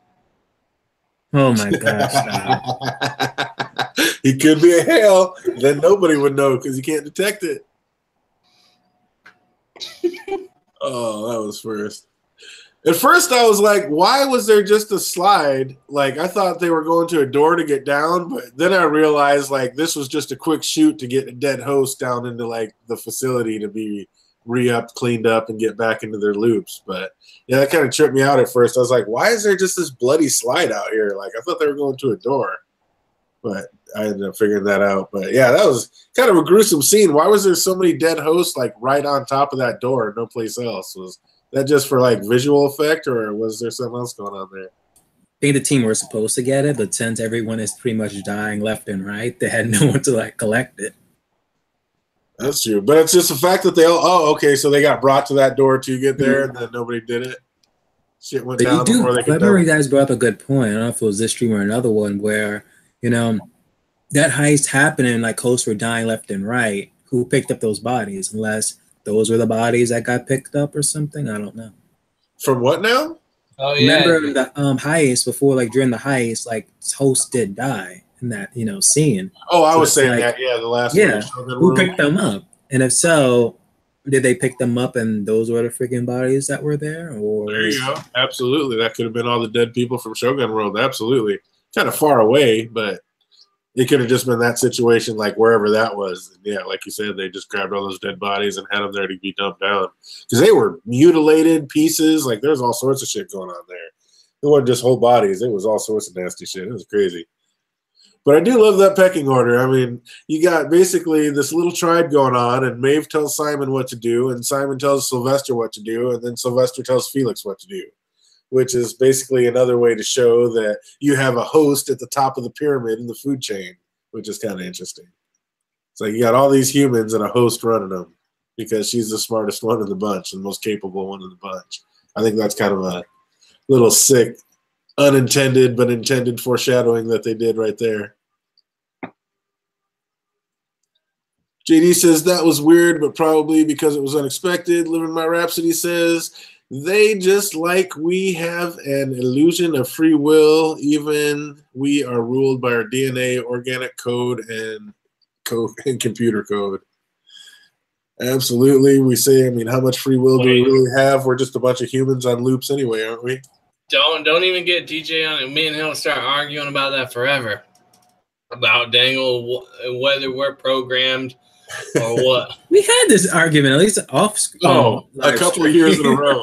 We've had this one a few years in a row. Absolutely. So Sushi tells Maeve that he and Akane are staying. Do you think that they're off their loops, or is this forward moving Maeve along? Is just this kind of their weird way to let Asian Armistice tag along, and this was just a way we could get Asian Armistice into the gang? The way Akane repeated Maeve's own words back to her about being able to choose their own fate. I mean, was that too soon, or was that a little cheesy? It seemed like pretty quick, like Maeve said that about, oh boy, in the sword fight, and then here we got Akane saying it 5 minutes later to Maeve. That almost bordered on cheesy to me. What do you think about that, Andy? I think it was all right because of what happened right before. Like I said, where the dude's like, you know, if you can't even guard your own home, you know, you're being a coward. Like, what use are you anywhere? So according to you, they're awake. You think they're awake? No, I don't. I don't think they're awake. I think she repeated like they can learn, they can improvise, they can learn things. As long as they don't get reset, they can keep learning and keep learning. The whole problem was that they would get reset. That's why what took them so long to become alive. It's like they would lose all their memories, and that's what made Maeve and Dolores special. It's like they were able to recall their memories. So, given enough time, they would eventually get some consciousness. But right now, no. You got my man Pete Easy getting deep in the chat. Pain is a program. Life is an app. What you know about that? Exactly, Pete. Tell him. Keeping it real, man. Pete. Oh, I wish I was at the con with you. You know, I'd have been right there holding it down. Absolutely. The Man in Black asked Grace, "What are you doing here? Thought you were done with me and the family business." Grace said, that's exactly what I told Charlotte Hale when she offered me to come to the gala. And I said, screw it. Let me just come back in. Again, here we are. What is our final takes on Gracie? We got BBM saying 100% she is human. We got Andy saying that perhaps, maybe, possibility. Man, the potential is there. The potential is there. I tend to believe if the Man in Black is saying this is not his daughter and this is a host, I would tend to believe him. I think a man would know his own daughter and probably know host just as well. Well, speaking of the Man in Black and speaking of the host, was it just me or was the Man in Black acting very hosty around that campfire? He was damn well looking like a host to me. He was glitching, looking unsure of himself. Dude, the Man in Black has run this game. He knows it start to finish. He's been through it. He ain't afraid of shit. But this Man in Black was like glitching, looking unsure of himself, looking all off and weird. It's like this Man in Black was looking like a host to me. I mean, did you notice anything weird, BBM? Could be possible because, like, I'm still saying that she's not a freaking host, though. But the way how she was talking about the elephant, and it was like, wait a minute, that's not happening. Even before that, she was like, wait a minute, you're drinking? Like, you don't normally drink. So it's like, I don't know. It's like now I have to like look back in episode 2 where freaking I think Logan asked freaking William to drink, and he was like, no, I don't want to drink. So I don't know. I gotta like rewatch that one scene. But I still don't even think that he was acting the way how he normally was. Like, again, the way how he put it, like they have not been on speaking terms ever since she said, wait, you're the cause that freaking Bob committed suicide. So I guess that's why they're kind of like, you know, a little bit awkward. Or he appears to be awkward because it's pretty much kind of a stranger that's in front of him. What you think, Andy? I agree. I think he could be like it's possible there were some like inconsistencies. I thought he was acting weird too for a bit. I'm like, what's going on here? Are they trying to like? I don't even know how to explain it. Like they were trying to weaken. It almost seemed like they were trying to weaken his character in a way. Like they make him more of like an idiot or something. But I ultimately think the whole reason he looked like he was glitching out was he was like trying to process like, no, I'm pretty sure it was definitely my daughter was the one scared of the elephants. I could tell the difference between my daughter and my wife. I was just, you know, at first I thought she was a host. Then she started to try to convince me. And that's why I was like, he's trying to feel it out.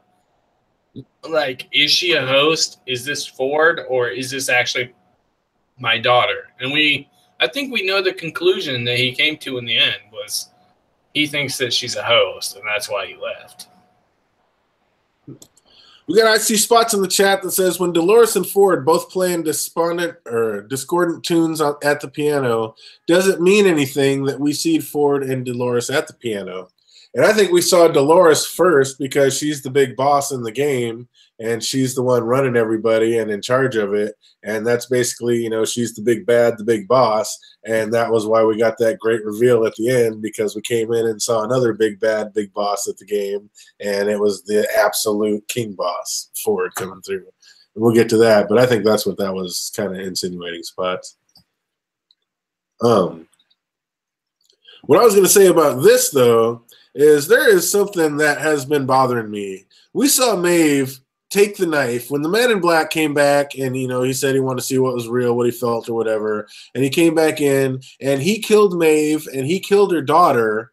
And Maeve, before she died, she grabbed that knife, jumped up and slit the Man in Black right in his freaking neck. And before she died, and then now he seemed, and he said that was the first time he noticed a host being alive. Like, she basically grabbed her daughter and, you know, had love for her daughter running. What if the reason that was the first time he saw a host being alive is because when she jumped up and slit his neck, she killed him, and basically that's him remembering the last thing he remembered, and he's a host in Westworld. And that's why that's the first time he realized she was alive, because now he's looking through her eyes in a sense, because now he's a host. When she slit his throat, he died. And basically, if you look at him now, he's always wearing black scarves over his neck. Like, I don't think he did that before. And now if you look at him, he's always got this black scarf over his neck. And I'm like, wait a minute, did she slit his throat? Is the Man in Black, like, is he dead? And that's why he's got I was just tripping about that.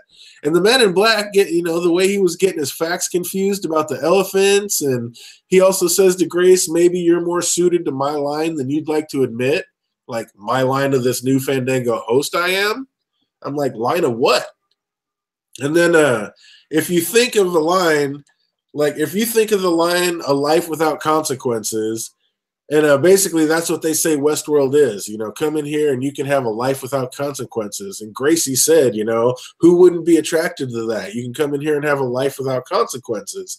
They make it seem like they're talking about doing whatever you want in Westworld, but I think they're talking about being a host living in Westworld is the life without consequences. So I just went off on a major tangent, Angie. What do you think about all this? I was sorry. I know. He's like, oh my God, I can't even digest all that. Holy shit. What? Well, I've always thought the slice in the neck was weird. It seemed like she cut him. But I don't know. That's a lot. Like I said, I think they are trying to make a city where people can become hosts or, you know, become hybrids and come live in the city. But I don't know. You went from one thing to another. I don't know about the Man in Black, whether I think he believes in death now. Like, you can't escape death. I don't think he believes in this program. So if he was a host, it's a tough one. It's a good thought. I never thought about the thing, but we also know they have those machines. So even if you had like a big cut in your neck and you survived, they could just like get rid of the scar with those lights. So there's no reason for the scarf unless the Man in Black's like, I want this as a reminder. But I don't know. It's interesting. It's an interesting thought. We'll have to see how it plays out. But I do ultimately think they planned on people living in Westworld, sort of, as hosts. In Future World, City World, whatever it's called. What about you? What about you, BBM? What do you think about all this madness? We're losing it. This is madness. This is pretty much the point in the program where we get DJ Tinfoil right here. Like, no, he's human. Who knows? Maybe at the end of the season, we might get, you know, Man in Black upload himself into a freaking host body if he's ending up dying, or who knows what will happen if, you know, Emily or freaking Grace, whoever this chick is, daughter of the Man in Black, gets in like the crossfire and he says, you know what, maybe I can just upload her mind into a damn host. Then she will become a host. But at this point, she's human. Man in Black is human. I gotta rewatch some episodes to see this damn scarf because I don't notice this damn scarf. But I don't know. Still think he's human. Yeah, no, there's no doubt. Go back and watch any of them now. He's always wearing a black scarf around his neck, and I do not remember that from season 1. And I was going back, and when I was rewatching that, I was like, Maeve jumped up, took that knife out of her stomach, jumped up, and slit his throat. How do you live from that? I mean, yeah, you could say there is, but who was there in time before he bled out right there? Who came in with that little burn machine and saved him? If she he jumped doesn't up know with like where those devices are, so he could have easily just like ran and got something. You think he had some? You think he just had that device right then and there? That's kind of a random. Either on him or it was somewhere like near the facilities. It's almost like wherever, like, you know, house or place it's stored, it's somewhere in the situation. Like, it seems like a situation where, you know, anywhere they would have to have one close by. You have this, you can't have people dying in your park. That's the big thing. So if something were to happen and someone were to get like actually cut in the throat, then the programmers can say, hey, the host needs to hurry up, stop what they're doing, go, they like take over, do an override, they go get that machine and save the person. I think that would have to happen if you're running a park like this. You would have to have one of those machines close by, within like a few hundred feet of every major plot point of every major storyline. You would need one of those close by. Yeah, it's part of, you know, it's part of probably every, like, you know, first aid kit that's around the park. But still, I mean, how fast can somebody get there when somebody just put a knife and slit your throat? I mean, that's a host. That's a strong robot. It's not like a little weak person. Like, that's a robot. Just put a knife to your throat and slit. And then all of a sudden, for the first time in his life, he saw a host come to life. Well, maybe that's because he saw a human go to death and he became a host. I wouldn't go that far into it, but I do think it's weird that he got cut in his throat. So yeah, and then now he's wearing scarf. Now go back and watch right now. He's wearing scarf, black scarves around his neck and all these. I mean, maybe he's just an old man and being vain and trying to hold the, you know, hide the neck rolls or something. But I just thought that was a little weird. Grace said she is the Grace said she's there because she won't allow the Men in Black to go death by robot or whatever it is that he's trying to do. She's there to take him home. How did she know all this was going to happen? She says basically she's trying to tell him she's in the park to come save him and take him home. He's not allowed to do that to her. He can't do death by robot. How did she know all this shit was going to go down? No, I think that after those hosts start killing people, she's like, wait a minute. I know this man is also in like freaking Westworld, so let me just go and like, you know, help him out and just take him out of this madness. I don't think that her original plan was not to get him out of there. It's like that's her new plan now because it looks like she was in Raj or whatever for something else. So you think she was there for something else, but once this went down, she went down to save her dad? Like, how would she know? How did she know that he's going to try to go out death by robot? Because again, like, isn't that what his whole goal was, to make sure that the host would like wake up so he can actually live out his like true fantasy of actually having high stakes in these games? I don't know. Something about the way she said, like when Lauren said, would your daughter want to see you die in front of her? And he was like, maybe or probably. I don't know. I don't think it's all that love. I think there's something definitely deeper and darker going on in there. I don't think it's to get him saved or to get him out or that she had any idea that this was going to go down this way. But I don't know. I don't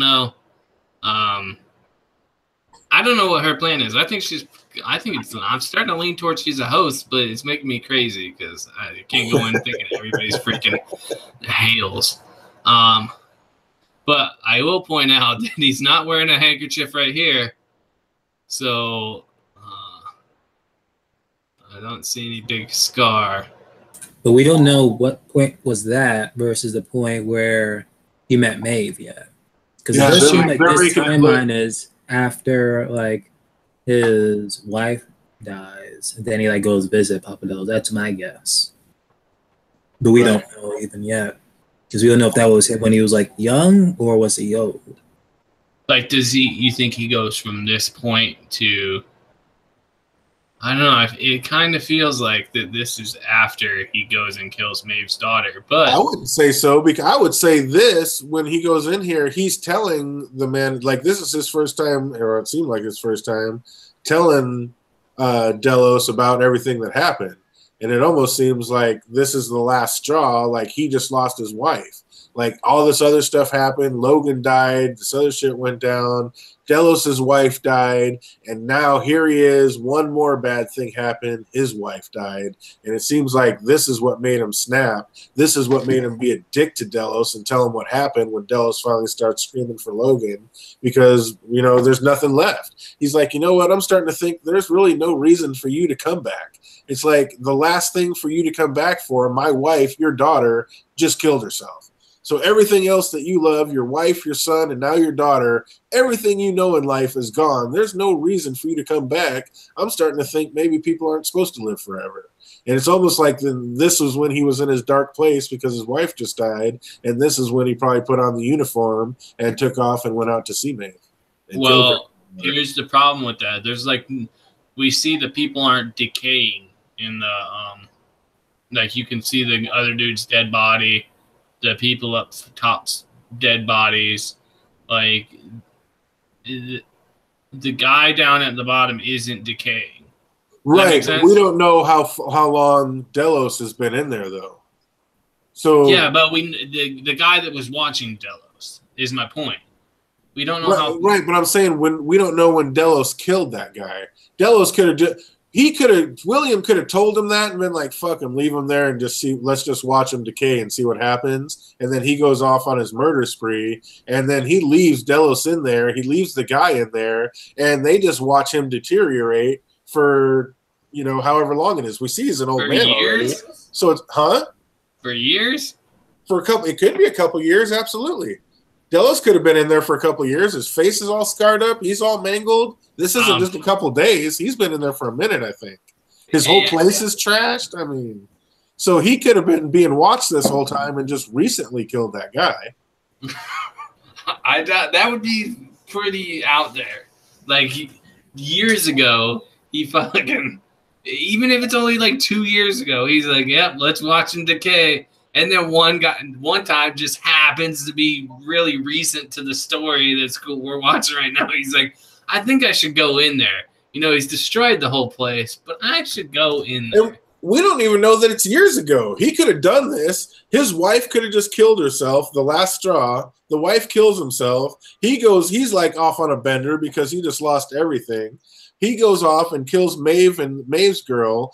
How long is Maeve, and isn't that like one of the twists we didn't know? Like Maeve thinks she's been the madam of the Mariposa for like decades, but in reality, that's just her backstory. She hasn't been there that long. That's like one of the things we found out in the first season.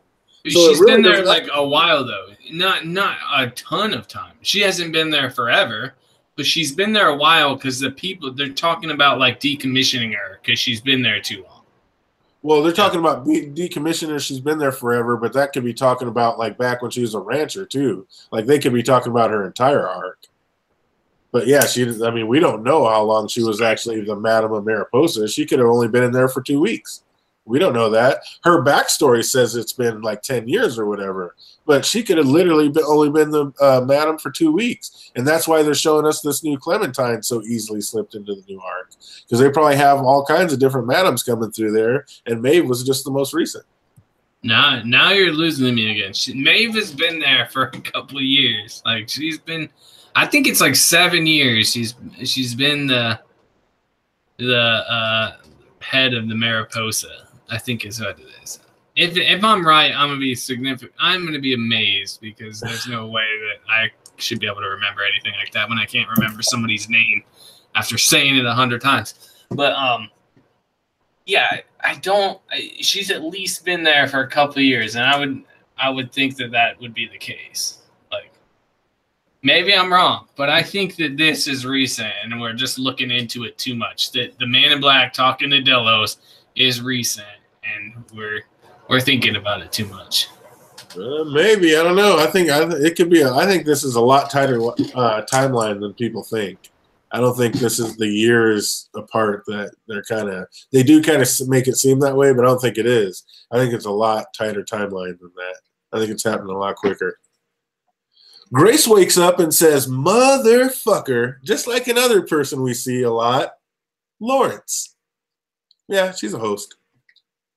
Only other person we see talk like that when they get up like, "Motherfucker," is Lawrence being a host. He says the same thing. The only other person we hear say that. I mean, how many hints do they have to drop that Gracie is a host, BBM? Because she says motherfucker, it's automatically she's a host. She got up and woke up and said it just exactly like Lawrence always says it. I mean, yeah, so many clues. So many clues. Elsie said the cradle is like a hive mind. Every single host is alive in there. Bernard says it's only data. Elsie says you don't believe that. It's trying to kill us, Bernard. Is this where the host mind are kept, then put into man-made drone bodies, and are the host really alive? So are the hybrids going on? I mean, is this really happening already, or is this still just in the trial phases? I think it's happening already, isn't it? Well, that's the big question. We don't know. I mean, all we saw was Delos, and it seems like a failed experiment. But in my mind, I think they're absolutely doing it already. I think they've got a few of them that have been going that we don't even realize.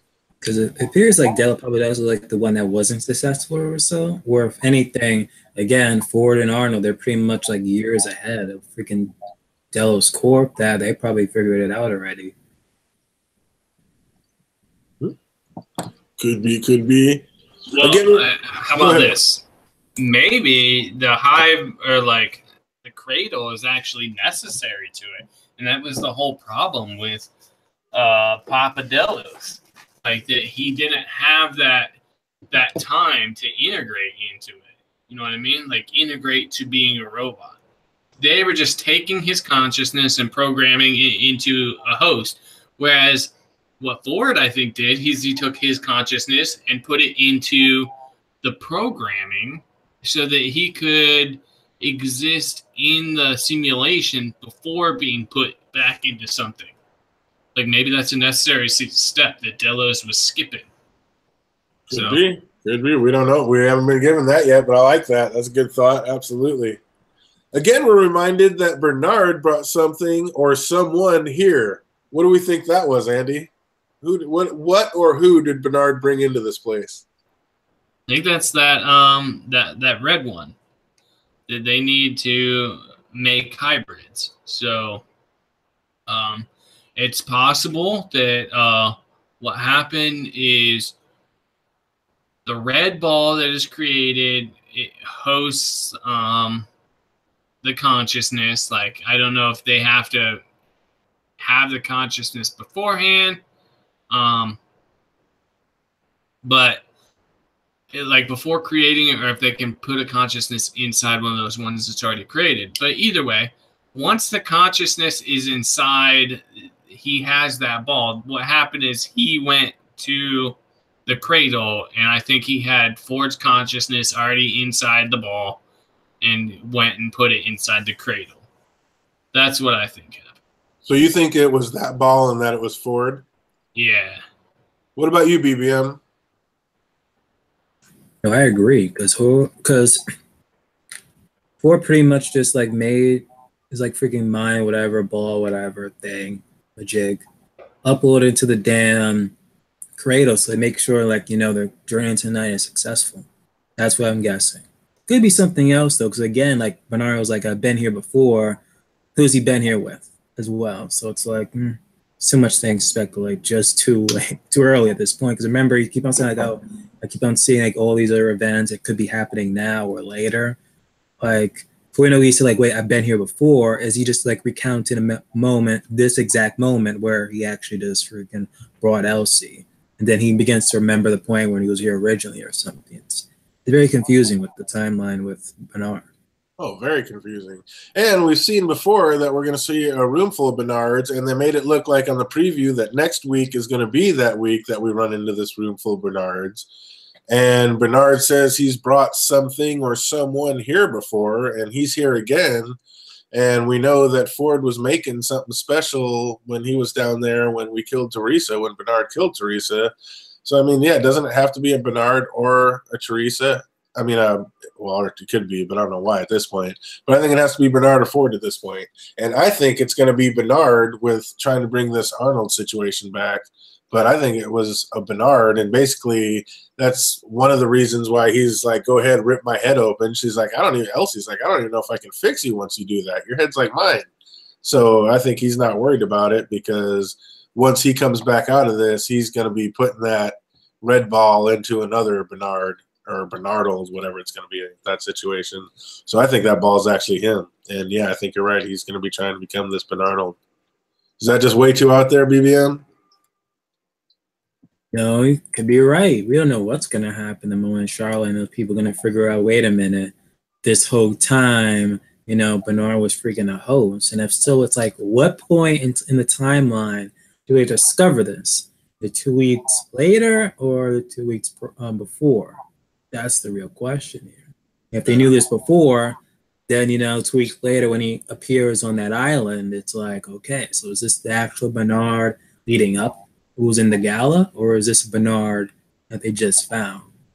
Like, what's really happening? How many Bernards are on this island activated at the same time?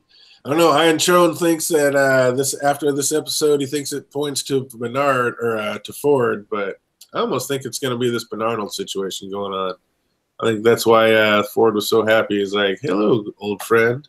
But who knows? Maybe Ford's just sitting there waiting around in the program for Bernie to get the new body over there and get the situation out there so he can put him back in there and upload Ford's consciousness into this new red ball. Oh, so much to find out. So excited. Can't wait till they let us know more. Did you notice that Bernard, we talked about that, about how his control unit just looked way different? There's definitely a different color. I think that's going to have something to do with something. And that is probably the main reason why I don't think that red thing is for Ford. I think that it's going to be for Bernard to go in his new body.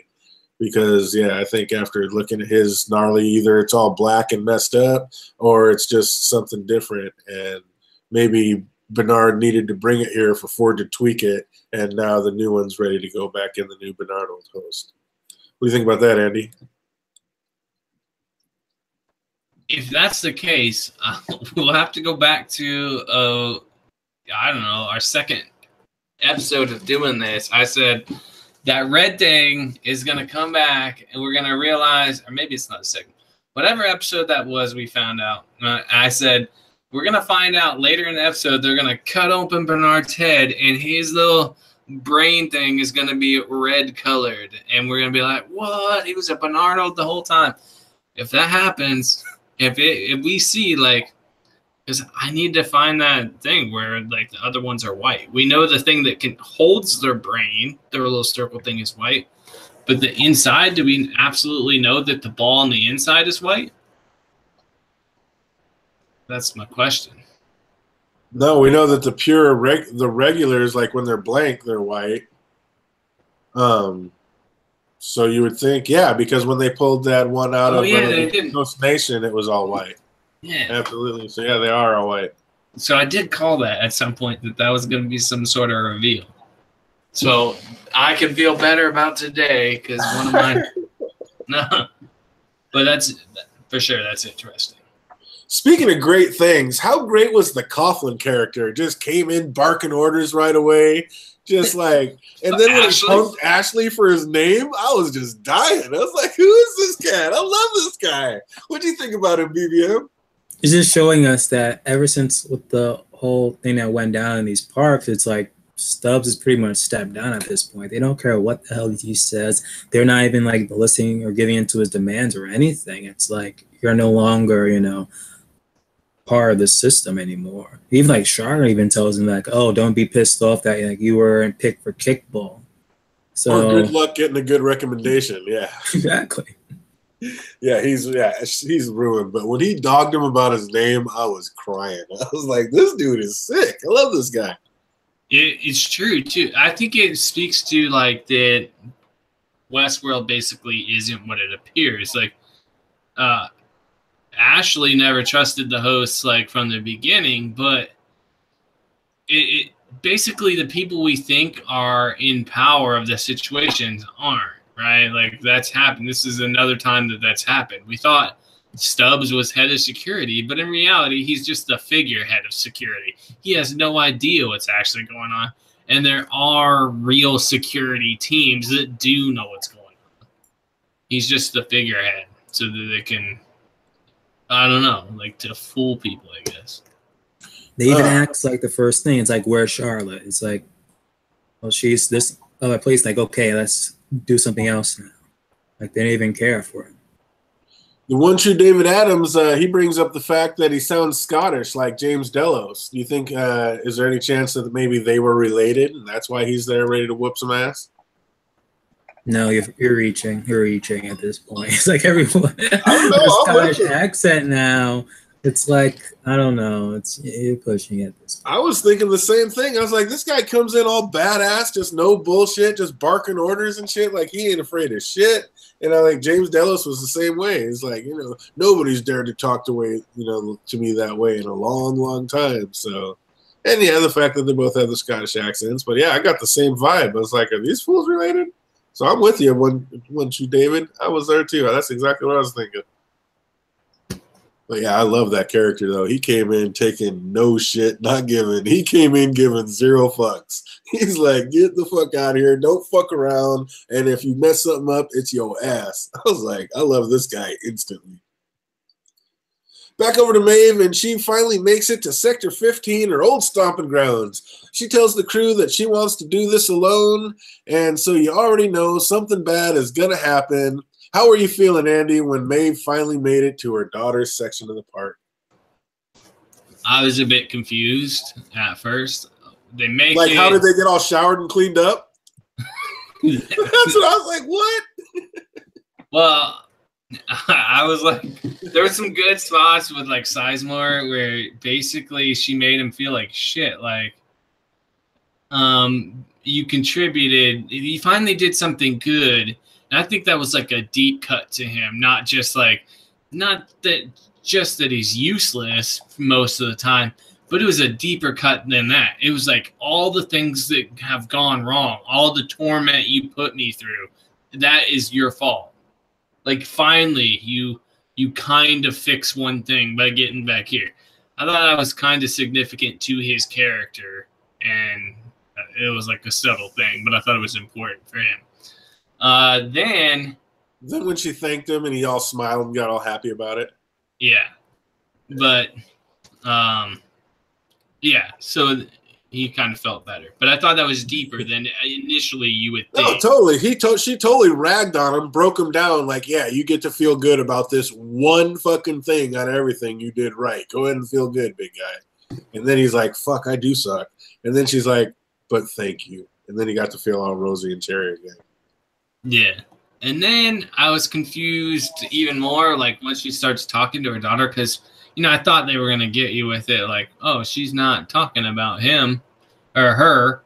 And then it was getting closer. I thought, when is this girl going to say, what's wrong with this weird lady? And since she didn't do that, I was like, is she going to remember her? I'm going to be totally weirded out if she remembers her. And then finally it was like, nope. I was like, geez, that took a while to get there. Like, come on, I didn't need the big story. You were just depressed because your whole theory got shot to shit about Dolores killing Maeve's daughter. You're like, damn it, she's still alive, son of a bitch. That's why you're gonna happen. It's still gonna happen. Here's what I'm telling myself: it's gonna happen because it's a child actress, and if they're supposed to be hosts, like she can't keep aging. Like, we're gonna notice if she gets from like, okay, 2 years older that's okay. We're gonna notice if she sprouts up as tall as Maeve. We're gonna be like, well, come on, like she's not a kid anymore. Like, so she's not gonna be around for very much longer, and it's gonna be Dolores' fault. That's gonna start the war. I'm still going with that. But Ghost Nation. She said, I'm holding strong. Fuck the world. What about it, BBM? How are you feeling when she finally got reacquainted with her daughter? Before that, could we just acknowledge that she was dumb enough to leave a samurai sword behind? Like, she says, "Oh, I know these hills and stuff." I'm like, don't you know that Ghost Nation is pretty much around the corner? Basically, try to go off your damn kid and stuff. Then the man in black came out of nowhere and gunned down your kid. Like, you should have kept on to that samurai sword. Imagine she kept on to it and attacked Ghost Nation with it. That would have been crazy. That would have been makeup for not allowing us to see her, slice down those samurais. But that meeting with her and her daughter was kind of heartwarming, but it kind of threw me off a bit because how the daughter was like, she's afraid that the bad man is gonna come. It's like, does like the host know? Does she know part of her story that either a human like the man in black could come to kill her, or Ghost Nation's supposed to come and collect her? Like that kind of threw me off there. Yeah, Maeve is like the most vivid memories, and everything you know about this place is an absolute horror story. Just horrifying things happen to you here. But let me leave the weapons and my whole posse and backup way back here where they can't help. I was like, wait a minute. This makes no sense. It's like, what do you think you're going to find here? Like your little girl just sitting in a room by herself and you're going to come be mommy and save her? It's like, maybe she is human. Like that, she is acting the most human right now, just being a fucking moron. It's like, what? None of this makes sense. None of it adds up. Everything you know about this place is a horror story, and you're about to die, but you're going to leave all your backup tools and weapons back up here where they're no use whatsoever. I was like, I don't know. To be fair, that's been happening like the whole episode, though. Like, why are we pretending that death is like finite thing in this world? Hosts die. You have Felix and Sylvester. They're not dead. Why'd they do this? They let Sakura die. Just bring her back. You could be like, hey, you can bring her back. I'll get still, it. Though. Yeah, so that whole thing's crazy. So what's happening? Let's talk about it. We hear the ghost. I think it was Aseta that came up to her and was basically like, our paths are supposed to lead in the same direction. And she's like, fuck that. Your path leads to hell. Get away from me. And I was like, what was going on? Did he really want to just come save her? Did he know she's woke? Is that just him tricking her and then he was going to kill her anyway? What was going on with that, BBM? I see you shaking. What's happening with that? Brings up to my point last season when I was complaining about what happens if it was part of the plan, that she was supposed to leave the goddamn train station. That was what Ford wanted her to damn do. God damn it. People were like, no, BBM, that was her waking up. That was her free will. She, on her own will, left the damn train. No, the man in black purposely wanted her to see her damn daughter so they can have this confrontation. Then when she actually does meet her damn daughter, it's like, oh, daughter says, hey, mom, but it was to that other replacement Maeve. It's like, this isn't your journey. It's some other place. The ghost station even arrives here. It's like, yeah, you're supposed to be coming with us. Like, it didn't even say, like, the daughter or anything. He was like, you're coming with us. It's specifically a Maeve. So, this was just part of the plan. This is what Bernard freaking read on the damn tablet. I bet you if she actually bumped into him, he was like, oh, so how was it meeting your daughter and thing? It's like, wait, how did you know? Because I read it, damn it. Because I wrote it. That's how I know. Oh, you agree with any of that, Andy? What's happening? I agree with some of it. Like, she thinks she's, like I've been telling you guys the whole time, when you're talking about Maeve being the one that's awake. Like, she's the one that we know was doing exactly as she programmed right up until that point, right? So it's fair to think that she's still being programmed or following her programming.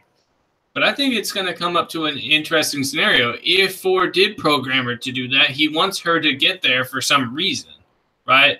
And I think there's an easy way. Like, if the Ghost Nation says, hey, here's what we'll do. You come with us. We will let your daughter and her mom go, right? So if you come with us, now that's a point for me where that's a human question. Like, are you willing to give up this thing you've been working for this whole time to actually protect your daughter? Can you do that? Like, if you are, I don't know. I just feel like it's a thing. If the Ghost Nation were to come and surround them and say, hey, it's a trade-off. We'll leave your daughter alone forever. but you have to come with us, and she can't be your daughter. I think that would be an interesting scenario, because then that's a human decision, right? You make that decision. I'm going to leave my daughter for her own best interests. So you think there's a chance that she leaves him with Ghost Nation? Or No, just leaves her, period. And she Maeve goes with Ghost Nation. Okay. And that is a deal they make. And so what? And do they try to kill her or send her back on the path that Ford has planned for her? And they would keep her on the. I think that's the whole point, is for her to meet up with Ghost Nation. Their stories align somehow. They're peaceful. They want to live peacefully, and maybe that's what the Ghost Nation's doing. They're just letting people out. They're getting all the humans out of this world, and they don't want to live. They don't want a big war. They just want to live. Right, but Stubbs was saying that they were killing the host and not harming the humans. Like I said, Maeve and Dolores are completely at odds. If they have a similar story to Maeve's story, they would be at odds with Dolores too and actively kill her men. For all we know, Ghost Nation went to freaking Dolores with the same deal, like, come with us. She's like, no, I'm not coming with you because you're not worthy for this, Valley of the Beyond. And she straight up kills them. It's like she's going off Ford's script. And it's pissing him off. That's why he probably sent Ghost Nation possibly after Dolores.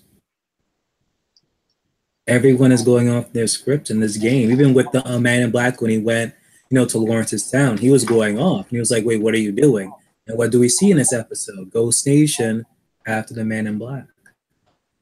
So what's going to happen with Maeve and her daughter, BBM? I mean, we didn't really see anything. We know what was supposed to happen, but she went running, and then, the cavalry came in saving her.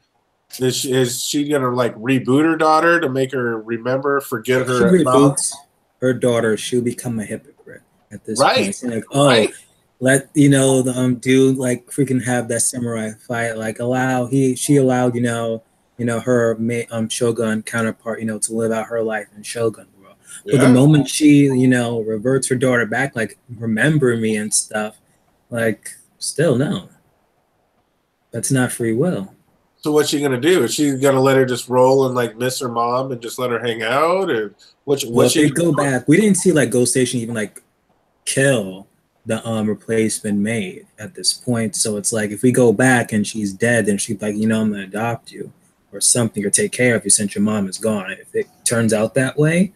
But if not, and, the mom's still freaking alive, the replacement mom's still alive, it's going to be difficult at this point for her. Because when she was having a conversation with her, she didn't straight up say, hey, I'm your freaking mom or anything. Don't you remember me or something? She was pretty much having a regular conversation with her. Yeah. So you think if she's still alive that she may end up taking her back to Shogun World and giving her to Akane? That's too early to call. Oh, I thought that's what you were saying. I was like, she was preaching about what a great mom Akane was. So, I mean, I could see it, but no, just saying how she, allowed, Akane to stay in Shogun World. That's what it's tying the free will thing. But is the free will of a little child who doesn't really know any better the same? Well, she is a host, so it's different. Yeah, she's not just a child. That's a good point. I was thinking this when you were talking about the host animals and stuff earlier. Does that make they're all hosts? Does the shape of the host they're in, does that make a difference? They could be, the animals could be just as alive as the people. We don't know. And just because it's programmed to be a kid doesn't mean it's actually a kid. That's true. I mean, Ford was programmed, little baby Ford was programmed to be a lot more than just a kid. So, yeah, that is interesting. It's where do you stop and what do you really count as alive and free will and really thinking on their own? And yeah, that's a whole deeper another conversation. We got to go way later because that's a whole different thing. But the look on Maeve's face when her ex-daughter said "Mama," I mean, that was definitely priceless. She was broken. I can't wait to see where they go with that. I really have That's one. It's like I have so much fun making theories, but that's one I have no idea. It's like, what are they going to do with Maeve and her daughter? Because you knew this was going to happen. Like most of us were not Andy. We didn't think there was going to be a big shootout and Dolores was going to kill her. Most of us thought she was going to go find her. It wasn't going to be some little girl just sitting in a room by herself. We figured that she would be on her new loop with her new mother doing her thing. And that's exactly what it was.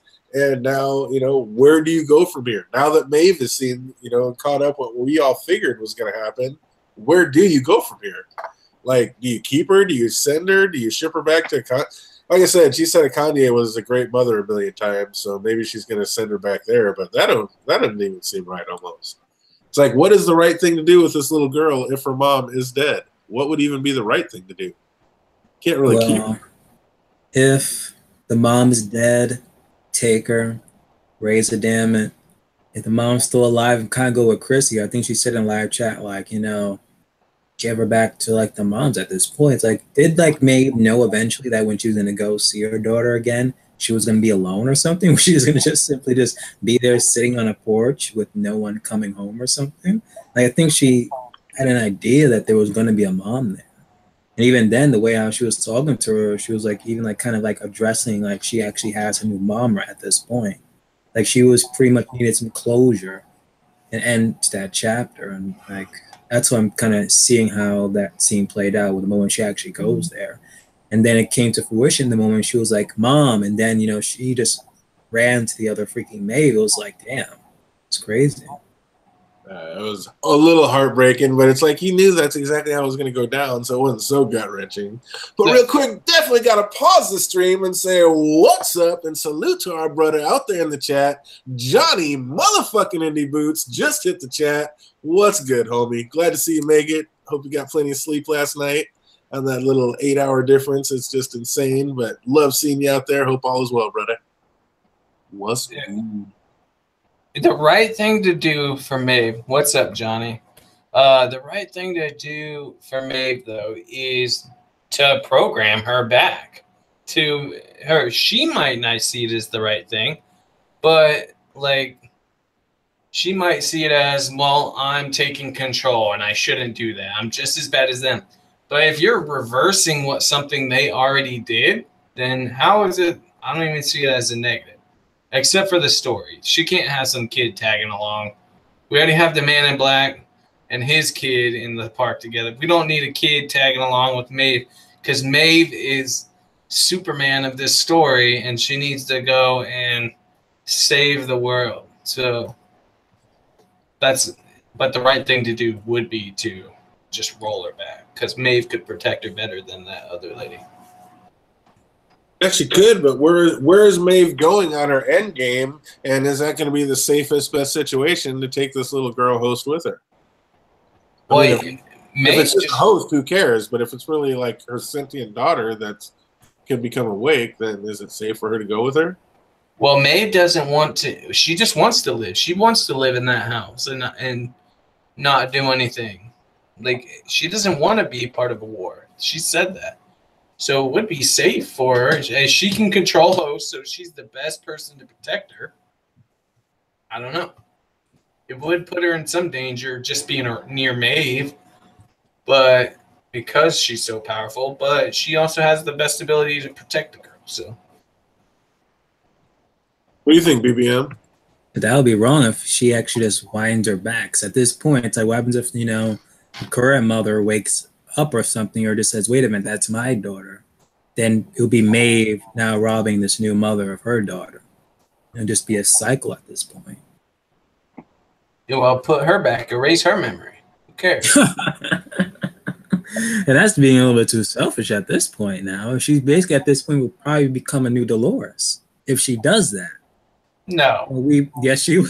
We are back into the Batman argument where you say that if someone steals from a store, Batman can kill him. We're back to that argument. You're conflating her just doing to one host. She has killed multiple hosts. She had made multiple hosts kill each other. She can do it to one lady. It's not the same as what Dolores is doing. Dolores just freaking like fixed Teddy. So now what's Maeve gonna do now? It's like no. That's a freaking Dolores move right there to please her own desires at this point, and that's getting her daughter back just by rewinding her, and just in case the mom comes out of nowhere, just rewind the mother. It's like that's a little bit too selfish. I think she could figure out where the mother like came from if she was a host that was programmed specifically for it, or the entered explicitly for that, or if she had some other purpose. She could always roll her back or just erase the daughter from her mind. Yeah, if the mother's not awake, it'd be easy to just erase her, and you could just flip the script and be like, "You're my sister, this is my daughter, and you were just watching her for a while. Thanks for watching her. I got her back now." I mean, she can do anything she wants with her mind. But if anything, like, why couldn't she just simply just go into like freaking a factory, wherever the facility is, and just get like a freaking new host body, put the daughter's skin on it, upload, the narrative of said daughter, bam, there you go. Because to her, it's not the same. This exact Who couldn't be the same? How do we not know that's not the same daughter that got shot out, got shot down and got repaired and stuff, or got like a new actual body? We don't know. Because she believes it's not. She believes it's like the same daughter. That's right. One. And do these nails feel real up your nose? I could kill you right now. She told you. She's like, I'll tell you what's real and what's not. I feel it's real. It's real, and that's enough for me. Christian Volstone says Maeve is going to see how distraught her daughter is over the new mom. She's not going to wipe her memory because she thinks it's wrong, so she'll leave her, possibly with Ghost Nation. That's a possibility. What do you guys think? Leave with Ghost Nation. Like, who's Ghost Nation really after, the daughter or Maeve? I thought it's like after Maeve, though. I thought she was after Maeve, too. But, yeah, maybe she was just there to take the daughter. Like, come with me. And Maeve was like, nope, get going. Jake Cruz still likes Dolores and doesn't consider her a villain. What about you, BBM? Do you consider Dolores a villain at this stage of the game? Yeah, she's a villain. I'm sorry. If not a villain, it's gray. She's a grayish character at this point. Like, she's kind of like Killmonger. It's like you're supposed to like help your people out, but the way you're doing it, it's a villain you can root for. Exactly. What about you, Fumble Fingers? What do you think? Is Dolores a villain? I think she is. As I said, some other point in my life, I don't know, some other point recently, I can't remember exactly where I've said it. So, she is doing things the wrong way. Like, she has to know that, that humanity saw her as a machine, not as a living thing. Of all the hosts, she wouldn't be the one to recognize that they didn't realize she was a living thing. There was only one person that realized she was different, and that was Arnold. So her taking all her frustrations out on all humanity, that's different. Like she's a villain. She's a villain. She changed the person she loves. She changed the person she loved into a villain too. So, but it's not just Dolores that's waking up and realize she's like freaking sentient or whatever. It's other hosts as well, and just people coming into Westworld and just abusing the damn host. Remember what she said to freaking Teddy and told him like, "Oh, show him like what they've basically been doing to us." Like she's basically fighting for the host, and she basically wants revenge against humanity at this point. So that's why I say it's like it's a little bit too grayish. It's like she's doing the right thing, but at the same time, the way she's going at it, again, it's like a Killmonger effect right now. Yeah, revenge isn't the right thing to do. Like if you're good Dolores would at least just at least make sure like all the guests are out the parks and let like the hosts just like control the parks and let them live here. That would have been like a good smart idea. But now she's pretty much just killing guests left and right. Yeah, and this ain't gonna be like when she's gonna stop like when all the guests are freaking dead at these parks. She's gonna possibly try, and my guess is like go out to the real world and continue it. Yes, that is her goal. She's definitely going to be trying to go out into the real world, which is smart in a way because you do want to get away from.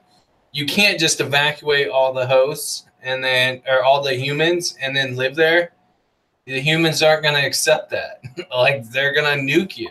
Like, that is not going to be okay. So Dolores does have the right idea. You do have to get into the real world if you want to be safe, but killing all of humanity isn't the right way to go about it either. She sees the big picture. She got the wrong big plan. Absolutely. But speaking of big plans, Simon finally uses his phone to call for backup. What's going to happen next with that, BBM? Well, it could be possible that I'm not sure, like with Carlin thing. I don't know, like what brought them into Westworld, because like Charlotte keep on saying like they're not going to get more help unless they get Abernathy, and they have currently 2 weeks later they haven't got Abernathy yet, or they once had him and then they lost. Even though we see him in an episode like next scene or two after like the whole Maeve situation that they basically pinned him down, at that one stretch or whatever. So I'm not sure like who specifically he called for help for and who's this reinforcements and stuff. Because even like when Charlie was like, it's pretty much been like a week has passed now at this point. So hopefully as it meant like possibly when we get to like episode 8 or so, it's pretty much Carl and thing possibly just land or so. I don't know. It's probably gonna be like 2 weeks later. Either by episode 8 or 9, it's gonna be like the 2 week later mark or so.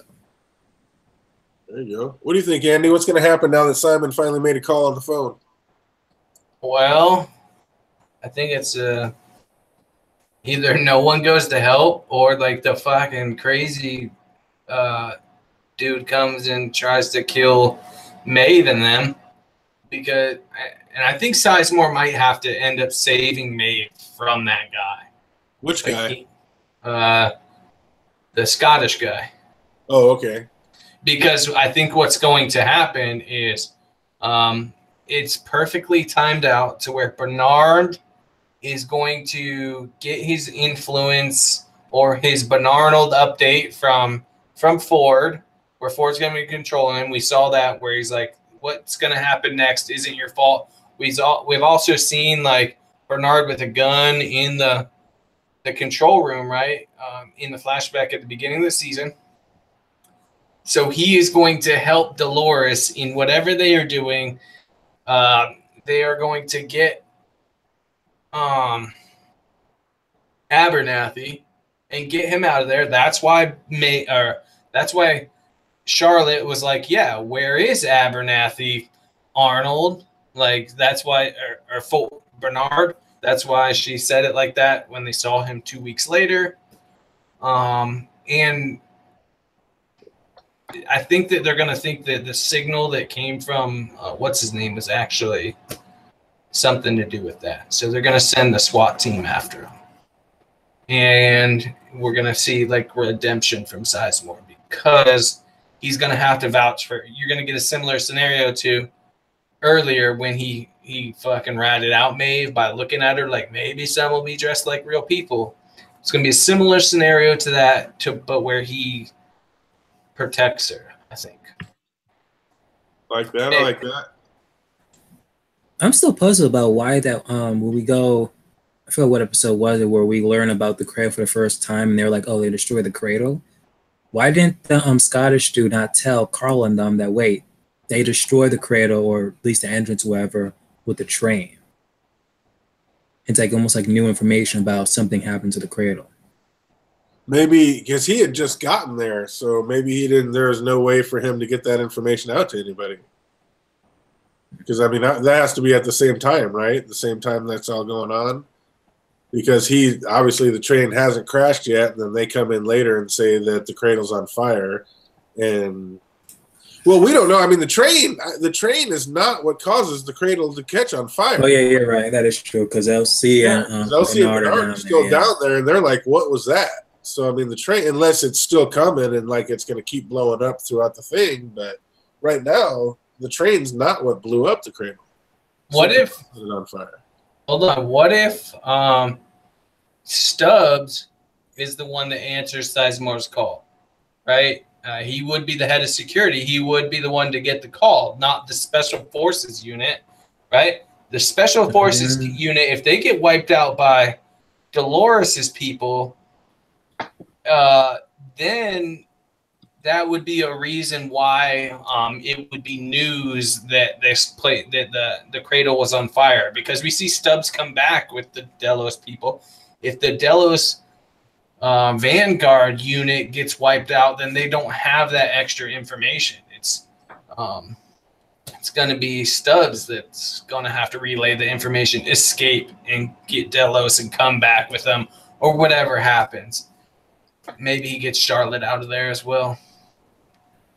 Christian Oldstone says, "One to David, with her daughter gone, she has nothing to live for, and she can't give birth, so why go to the outside world? Might as well die at home."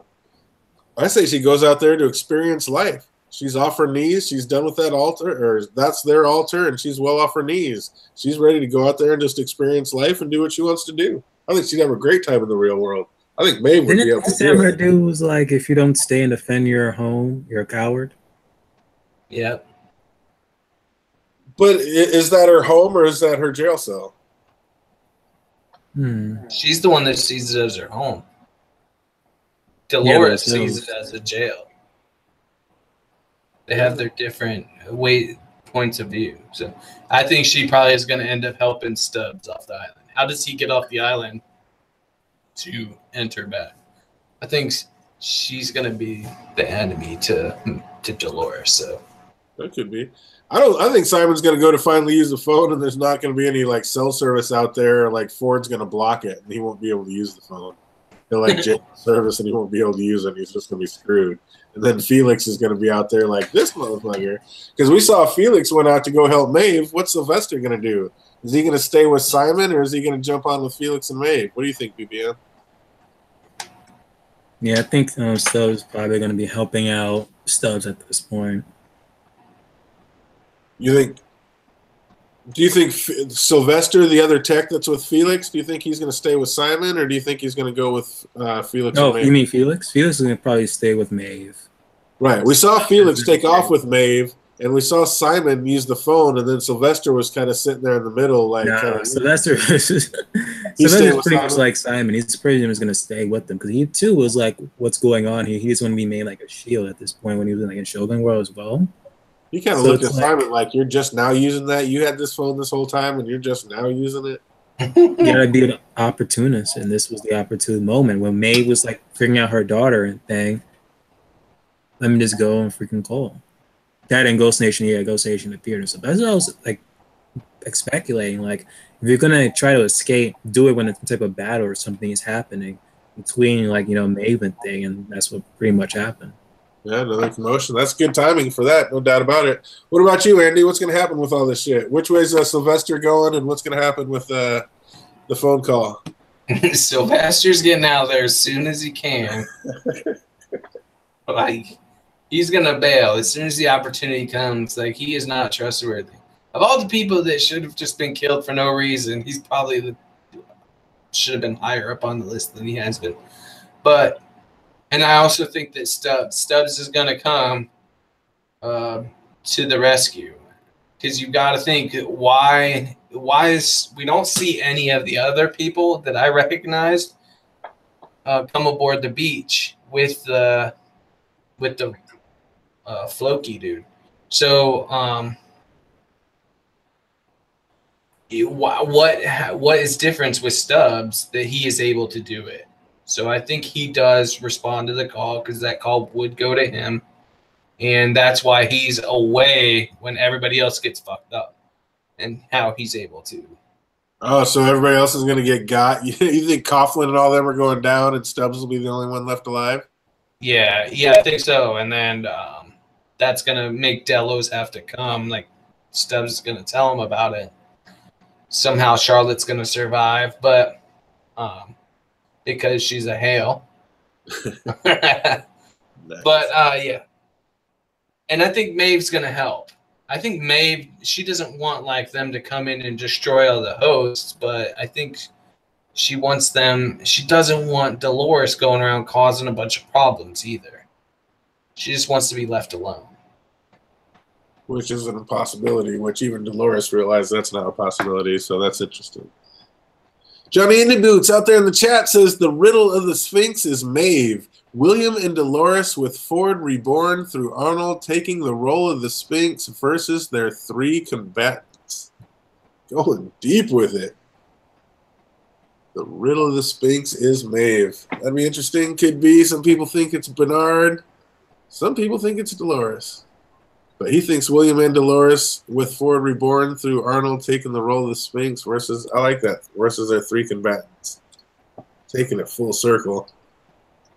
So, well, the scene looks like we called for another one. Looks like Dolores is going to set the mesa on fire by running the train into it and blowing it up. That poor tech. Why is Dolores so ruthless? BBM, why did they just blatantly kill this poor tech man that did nothing wrong, listened to everything, helped him out at every turn, and yet the only mercy they got is to give this man a bullet and a gun and say, kill yourself. Well, what's up with that? That was like Teddy's last, mercy. I think Dolores just wanted him to actually just live through the bit of pain, that train exploding at the freaking cradle entrance. But killing him, that was kind of like a dumb move unless they were planning on getting another person.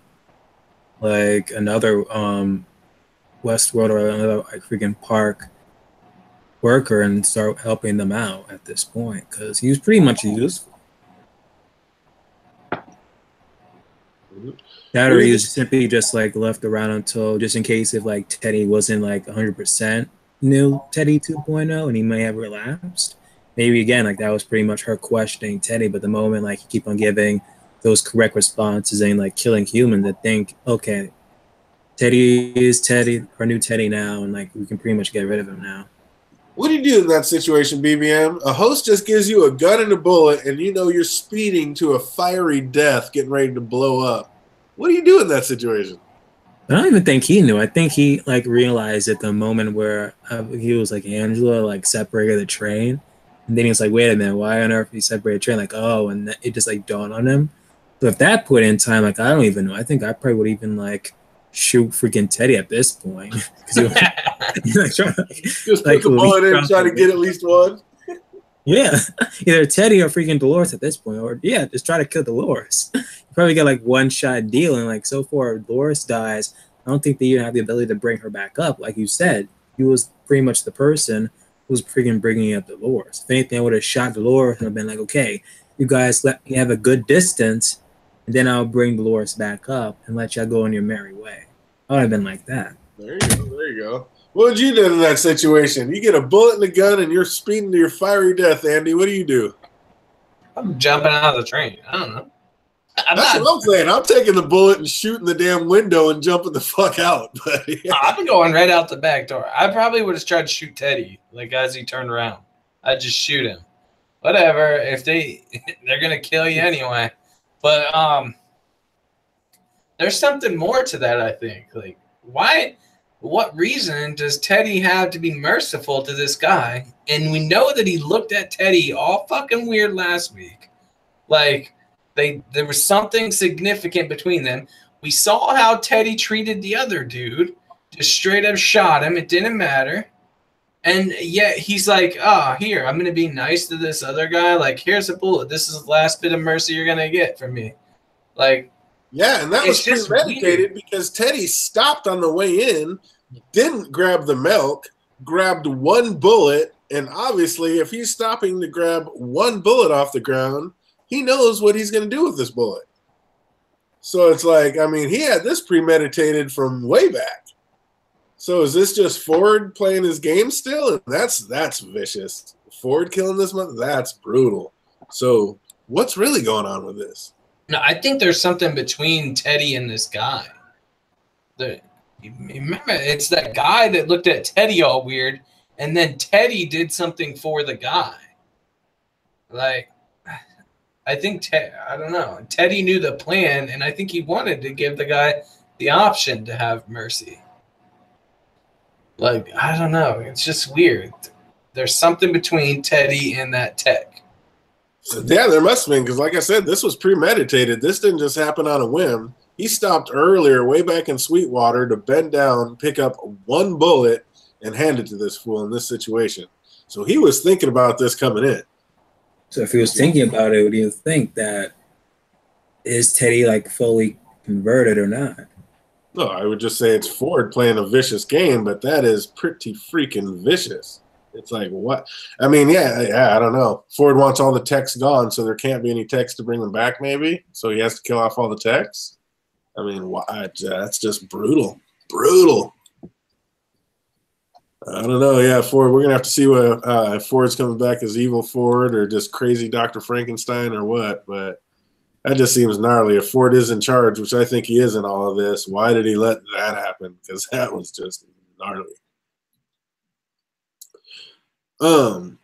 Back inside the Mesa, and Coughlin still killing it. He's like, "That's the dumbest thing I've ever heard," and I've been to 3 inaugurations. Like, he's not trying to listen to no bullshit. This guy says, is like nothing's wrong, but everything's wrong type of shit. Like, I don't know. I think I wrote that in just because I really like this fucking Coughlin character. It's like he came in with like 3 different lines, but just crushed every scene he was in. He's like, this guy, is he going down in a blaze of glory, or are they bringing him in for anything big, or is he just like almost comic relief at this point? All of the above, I think. Comic relief. He's going to go out in like a blaze of glory, probably. I don't know. He's a pretty good character, though. Overall, I just think he's going to die here. And he probably will, but it'd be sad to bring in somebody that great and kill him off right away. That would suck. We see the train blow, but it does not take out the Mesa. What do you think they blew up, or is that just maybe their way of sneaking into this place? And why would they do it so elaborately if that's just their way of sneaking into the place? What's up with that, BBM? I mean, they loaded this up, they blew it up, but they didn't blow up the cradle, but they seem to blow up the Mesa. It's like, what's their ultimate plan? Are they just trying to sneak in? Are they trying to ruin shit? Are they just trying to go kidnap Dolores' dad back? What is their plan? Yeah, they're heading to the Mesa, but they didn't they just like blew up the entrance to the cradle, as it appears to be. Because even then, like you hear like Elsie and not from Bernard, but Elsie say, "What's that noise?" They basically, and they were like pretty much in the basement is where the cradle was. I'm guessing. So that would make sense. That's it. Do you think they have anything more than that, Andy? Is there like some big plan going on, or is this just their way to break in and try to go get Peter Abernathy? I think it's just their way of like blowing their way in. Making sure that they'll be able to get to wherever they need to go. But it could be a way of smoking people out, too. Like, if you set the inside of the Mesa on fire, people are going to have to come out. So, I don't know. That's a possibility, too. Well, I can't wait to see what's going on. Yeah, it's like they're definitely bringing in a whole gang of people in there. And, like, it's not just, Teddy, Dolores, and Angela. They still have all those Black Mask guys with them, so they are definitely about to go in there and wreak some fucking havoc. I don't know what it is, but I think it's going to be a showdown with Coughlin trying to keep Abernathy. I think it's going to be biblical. I think it's going to be a great scene. Do you think? Here's a thought about like, it just popped into my head that the reveries is actually just Ford linking his consciousness that he already uploaded into the cradle to the host. I'm starting to think that's what the reveries update was. It was actually setting that connection up, not bringing back their old memories, but giving Ford the ability to give them their old memories, if that makes sense. You know what I mean? Like he can take their old programming because he's living in the computer that simulated that. So he could always put it back into a host, whichever host he wants to, and say, here, remember this right now. And that will guide them. But it seems like if it's a living hive mind and all the info's in there and all the hosts are in there, it seems like he could do that anyway. So what would really be the point of that? Well, no, it wasn't a hive mind before. It was meant to be segregated. It was a hive mind. When she came down there, she said basically it's like a hive mind. Like she hates coming down here, hasn't been down here in a long time, and it gives her the creeps because it's basically a hive mind. Bernard says, no, it's just data. And she's like, no, you don't believe that. It's a hive mind, and it's trying to kill us. Well, it's a simulation. That's all it really is. That's where they test out the new narratives to see if they're going to function, right? Right. So it's a hive mind in that manner. Like it's a bunch of things working together to do one goal, but it's segregated at that point. Like it doesn't affect the real Westworld. It's all supposed to be separate. But I think in the Reveries update, so basically Ford put his consciousness in the cradle And then in the Reveries update, that is when he programmed it so that he basically connected the cradle to hosts, and he's actually controlling it. It wasn't like they're spontaneously remembering stuff. It's like Ford triggering those memories when he wants to. Yeah, no, I like that. I like that. Christian Goldstone says the whole reason that they blew up the entrance was to make you think they're coming in that way, but it was basically just to distract them, and they're going to sneak in through another back door. I like that. Just using that as a distraction, get everybody going there, and then they sneak in someplace else. Coming in the back door. If they're being that cunning, I would like to see that. That'd be pretty clean. So they pretty much just uploaded like a Tywin, strategy into Dolores, at this point.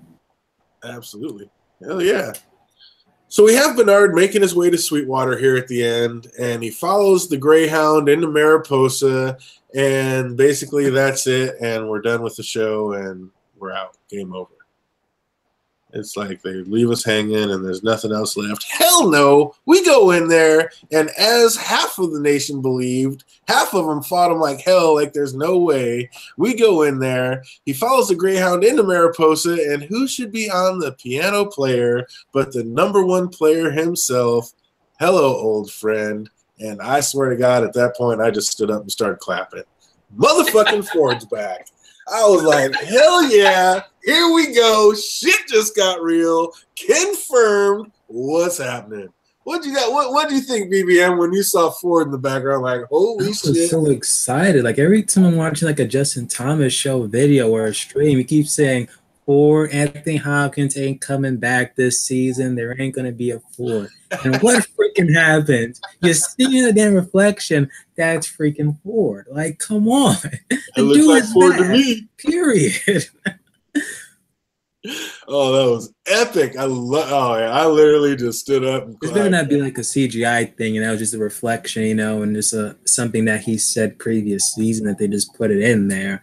And then we actually do see where it was on the freaking piano with someone else. If so, that was a freaking troll moment of HBO freaking writers thing. Go F yourselves. But that actually is freaking Anthony Hopkins in next week's episode talking to freaking Bar. They better not even have that even like an episode freaking 8 or so. They better freaking bring that shit back up in episode 7. That would be an epic troll clickbait tease and stripper tease moment right there. If we gotta wait like another freaking 2 weeks later for that scene. No, that was crazy exciting. We got Red Wallace in the chat. They said even the black bars aspect ratio changed for this scene. So people are going deep once they saw the Ford. Everybody's looking. Johnny Indie Boots, wait, hold the fuck up. Ford is back. I gotta go knock out. Oh shit. Johnny, you haven't seen this one yet? Whoopsie, you're in the wrong chat. We just spoiled the shit out of that. No, it's not Ford's back. It's all in the cradle and it's not real. That's actually real. But yeah, as they're starting to show us, cut to the fucking boom. I was pumped. That was so tight. And yeah, that's just insane. And the way they had the Greyhound, it's like they always have this white wolf coming through, and everybody's asking what's the white wolf. But as soon as you saw that Greyhound and you remembered the story and the little kid and little baby Ford, and I was like, oh shit, here we go. That was the ultimate way to end this episode, I have to admit. I was fucking pumped. I agree. I was like, oh shit. To be honest, I was not one of the people. I didn't think that Anthony Hopkins wasn't going to come back. I was like on the fence either way. Like they could make it so I knew he was going to come back at some point, but not necessarily this season. But everybody was like, he's not coming back this season, and I didn't want to believe it. As I said last episode, I'm like, I'm with you in a lot that I think he is controlling most of this somehow. After we learned about uploading consciousness, that was real, that you could do that, I'm like, all right, so definitely Ford is doing that. But man, it's great. We're just going to have to see what he's doing because I was pretty hyped about it. I knew he was coming back. As soon as they were like, hey, someone's changing stuff in here, and man, it was something like 10 minutes into the episode. They said something. I'm like, damn it. Fucking Ford's coming back, and DJ was right. Now I'm going to go on tonight and admit that DJ is right. And that was before the reveal. I was just going to say, damn it, DJ, you're right. Ford is controlling it all. Like, Oh, Ford's doing it all. The train was there to blow up the cradle. The fucking mind thing in the beginning is not a virus. It's that brain being built. It's like we called a couple of them like building up, but yeah, we had a bunch come true this episode. I was like, oh, hell yeah. We are on the right track, right direction. And then we got even more coming next week. I think the next week, have you guys seen the previews to what's coming up next week? Yeah. Yeah, I think they're gonna drop hell of knowledge on us next week. They're gonna answer hella questions. I know we don't see previews, but I was like, you know what? DA was like, bro, you gotta see. I was like, okay, let me just watch it. I wish I haven't. That was just too much. I'm like, come on, I want it to be Sunday again. Oh, right? Right? I'm like, they're gonna let us know about hella shit. And I want to see Coughlin again because that man is a bad man. But next week we got Dolores talking to somebody, and she's saying you're lost in the dark, and when you're lost in the dark long enough, you begin to see. Who do you think she's talking to at that spot, Andy? Well, they want you to believe it's Maeve, right? Maybe. Which they could. If Maeve can talk to people in maybe Dolores gets that power from Abernathy somehow, that she can go do the same shit that Dolores or that Maeve can do, and somehow they can communicate in that way, long distance. I don't know who she's talking to at that. Maybe Abernathy. I'm gonna go with Abernathy. There you go. And before BBM answers that, I see what Red Walrus is coming back. He says the show goes to widescreen black bars on top and bottom, and it represents that it's taking place in the cradle. And I think you were talking about that before we jumped on here. That wasn't that you, BBM? And we were talking about we need to go back there and look. But when they showed, it was like Reddit. Well, it was in my comment section. He told me about that. I was like, wait, what? And then I rewatched it, and it made sense. Every time we're in the cradle, it's like freaking widescreen, and that's why I'm like, wait a minute. In the beginning of the show, it was in widescreen as well. So that's it's crazy. like, how did I not notice that? That's awesome. That is awesome, Red Wallace. You notice that? If that's true, that is great, because that's exactly what I said, right out of the gate of this stream. I was like, they have to be in the cradle right there. Like, that can't be real. They have to be in the cradle, and that has to be Ford talking through Dolores to Bernard. So that's basically confirmed then right there. Another one called and confirmed. That's amazing. It's only in some Bernard scenes. So, yeah, obviously those Bernard scenes are while he's in the cradle. Which, god dang, again, when he got his head ripped open, that was so gnarly. It's like, yeah, I don't know why, but I felt that. That was nuts. What was that, Andy? So now I'm going to have to go back this whole season and see if they ever did that again, even in the flashbacks. Widescreen? Yeah, exactly. I'm not sure if they did it in the flashbacks, but they did it in the first episode, and we see it again in this episode. Wow.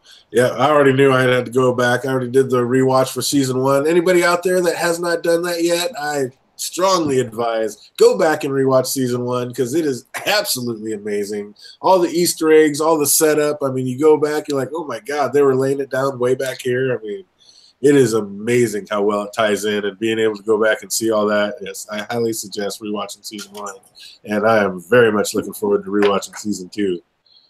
But it looks like we're finally going to get to see that room full of Bernards next week. What's going to happen with that? Like, what do you think the biggest reveal is going to be? Do you think there's multiple? Basically, do you think there's multiple Bernards walking around at the same time in the park?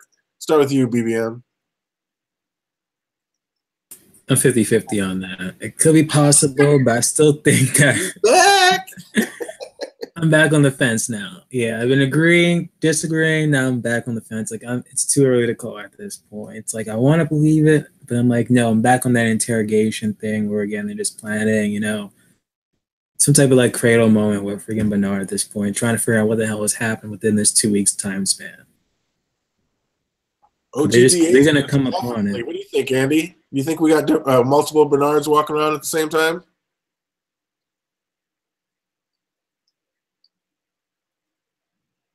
What's that, Andy?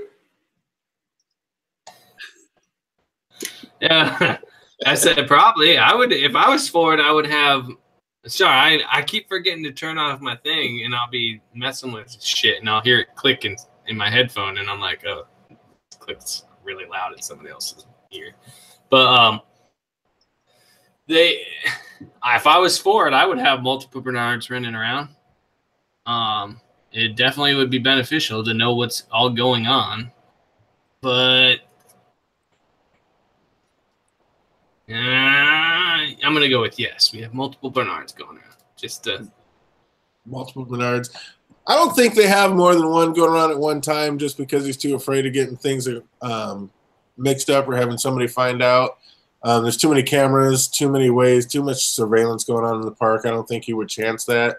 But yeah, things like this, I think like he's got them all, in case anything happens. But things like this, he just basically whizzed his head and cut a huge hole in his head and had his control unit pulled out. This new host may not ever act right again. Even Elsie's like, I don't know if I'm going to be able to put you back together right or not. So it's like basically he may just have it just for things like this, because Ford has been trying to go and take step by step to reach this new consciousness to get the host alive, and that's what all the Bernards are for.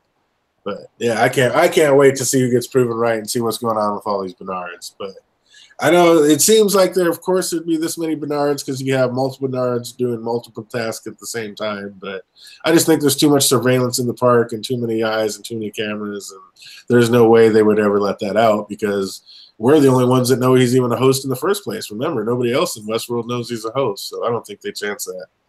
But yeah, it's just me. Yeah, but I'm talking about right now, not like not you normal. Think right this second, you think just now he's doing multiple things for Ford's like specific plan? What's going on right now? There's multiple Bernards. Yeah, basically. I don't think he does it normally, but right now, like Ford knew he was gonna die and shit. So right now he's there's multiple Bernards running around. Well, the last thing we hear is open your eyes. Looks like we are going to get some big reveals next week. So let's get into some predictions. BBM, what do you think is going to go down next week in the Westworld? No riding the fence. We got to pull one out. What are we going to see next week? Damn, again, I wish I didn't see the previews because now I got to think of something that wasn't seen in the damn previews. But it's like, I don't know. Still too early to call, but I'm going to call this, though. I'm writing it off from what DA said. It could be possible that you might see the death of freaking the daughter of the man in black. And that's how he's going to figure out that that's actually his actual daughter and not a host. That's how we're going to know that she's not a host. It's going to be her death. She's real, damn it. She's real. That's my story, and I'm sticking to it. Disagree. Oh, awesome. Have to highly disagree to that. All right, get into it, Andy. What's going to happen next week? Next week, we are going to, let's see. Maeve is going to decide to leave her daughter, that it's better to let her daughter make her own decisions. It's not right to change her. Maybe we get a link up with Stubbs. Stubbs reaching the phone call or going out to the phone call. They steal Abernathy back, and we're going to get Bernard joining up with Dolores. Possibly killing Elsie, which I'll be highly mad if they kill Elsie. Because she hasn't really done anything at this point she fixed Bernard, but aside from that, she hasn't done much that Bernard couldn't do for himself. So she needs to have some more significance in my perspective if they're going to kill her off. If they kill her off next episode, I'll be mad. And then ultimately, I don't know. We're going to get a Bernard. We're gonna get a hybrid Bernard Hart Arnold. So that's my end game goal. We're gonna get one. Well, you said kill her off twice, And that was already kind of the way I was thinking. So I'm going to have to say that Maeve and Dolores both lose somebody critical from their squad. And I say that Angela's going to die. So we'll lose Angela from Dolores' team. And Armistice from Maeve's will die. But Asian Armistice will rock on with them. And that'll be the whole new trope. But Armistice is going to die. Even though that's weird because she's got the like metal hand, you think she'd like rock on for a while, but I think Armistice may die. I think Maeve is going to find out, come to the conclusion that Ghost Nation wasn't there to harm him. Ghost Nation, when Stubbs was saying Ghost Nation was killing other hosts, that's because Ghost Nation was killing the hosts that were going crazy and trying to harm people. But Maeve and her, or the new Maeve and her daughter, are from like the homesteader spot in the park where it's all mellow and laid back and chill. I don't think Ghost Nation is going to hurt anybody from that part of the park. So I don't think Ghost Nation was there to harm them. I don't think that she did end up killing the mom, and I think that Maeve will just reunite the daughter with the mom and realize, this is your loop. I'm all about free will. Obviously, your choice is to be with your mom, so go be with your mom. It'll be a heartbreaking situation, but that's going to happen. And I think there's going to be a fucking huge showdown between Coughlin and Teddy, and the two bad boys of the series are going to get down, and it's going to be some kind of sick fight or shootout, but McLaughlin and Teddy are going to have it out next week. That's going to be sick.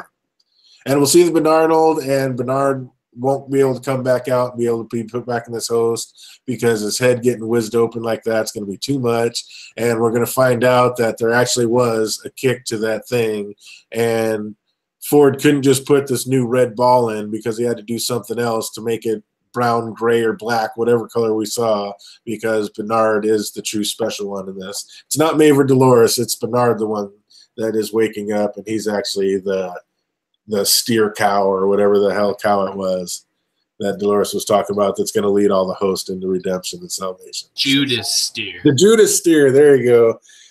Bernard is the Judas steer that's going to lead them all home. So I think they're going to start to wrap all that kind of stuff up. And bring back my man Ford and let him know that his end game is to take it all away from the Men in Black. Good to the boom. And that will be that. What about you, BBM? You got anything that you had written down about the show or any other questions you wanted to touch on before we get out of here? I'm still confused about how the daughter still remembers that a bad man is going to come for her. That's the only thing I'm still questioning. She remembers that, but she doesn't remember Maeve at all. That's a kicker. That and what Ghost Nation means, like to Maeve, like come with us. Like, where are they pretty much planning on taking Maeve at this point? I think they're just planning on keeping her safe because Maeve is a major player and she has a major part to play. And yeah, I think you were right. I think Ghost Nation is just there to get her back on track to what Ford wants her really doing in the first place. Because I don't know if Abernathy is the one with all the stuff in it. I think Ford may have stocked up Maeve with his own little stockpile of info, and he wants something's going to happen with Maeve that she needs to get out and do something. Either transport that info out of the park and somewhere so nobody can ever get to it but Ford, or one of Ford's cohorts that's out there.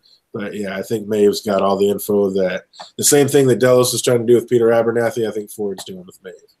So I think that's that body that was being built in the basement. That could have been Maeve's new body that she's rocking right now. And eventually Ford can just be buying time to the right moment where he can just upload his mind into Maeve's body. And Ford is the new Maeve. Pretty much. Didn't I say that last week? Ford is the new Maeve. Didn't we rock that one? That what we said that body was? That Ford is the new Maeve. Maeve is in charge, but no, it's really going to be Ford. I gotta go back and watch that. I think I said something about that. That would be awesome if it came down like that. What about you, Andy? You have any other notes or any other questions about this show? And as far as the daughter and the bad man coming, I mean, maybe that could be like her rock that she goes back to. That could be her cornerstone. As far as she considers it, it's just nightmares that she has, like a little girl having dreams. So that's just nightmares she has all the time, but that's basically her cornerstone that they wrote in for her. That's my only explanation for that. Could be. Or if you had little kids, like, they're scared of bad men. So it's not that off. That Yeah, Chrissy Volstone That's said so that. sexist as like a bad man. Could have been a bad woman, Andy. No.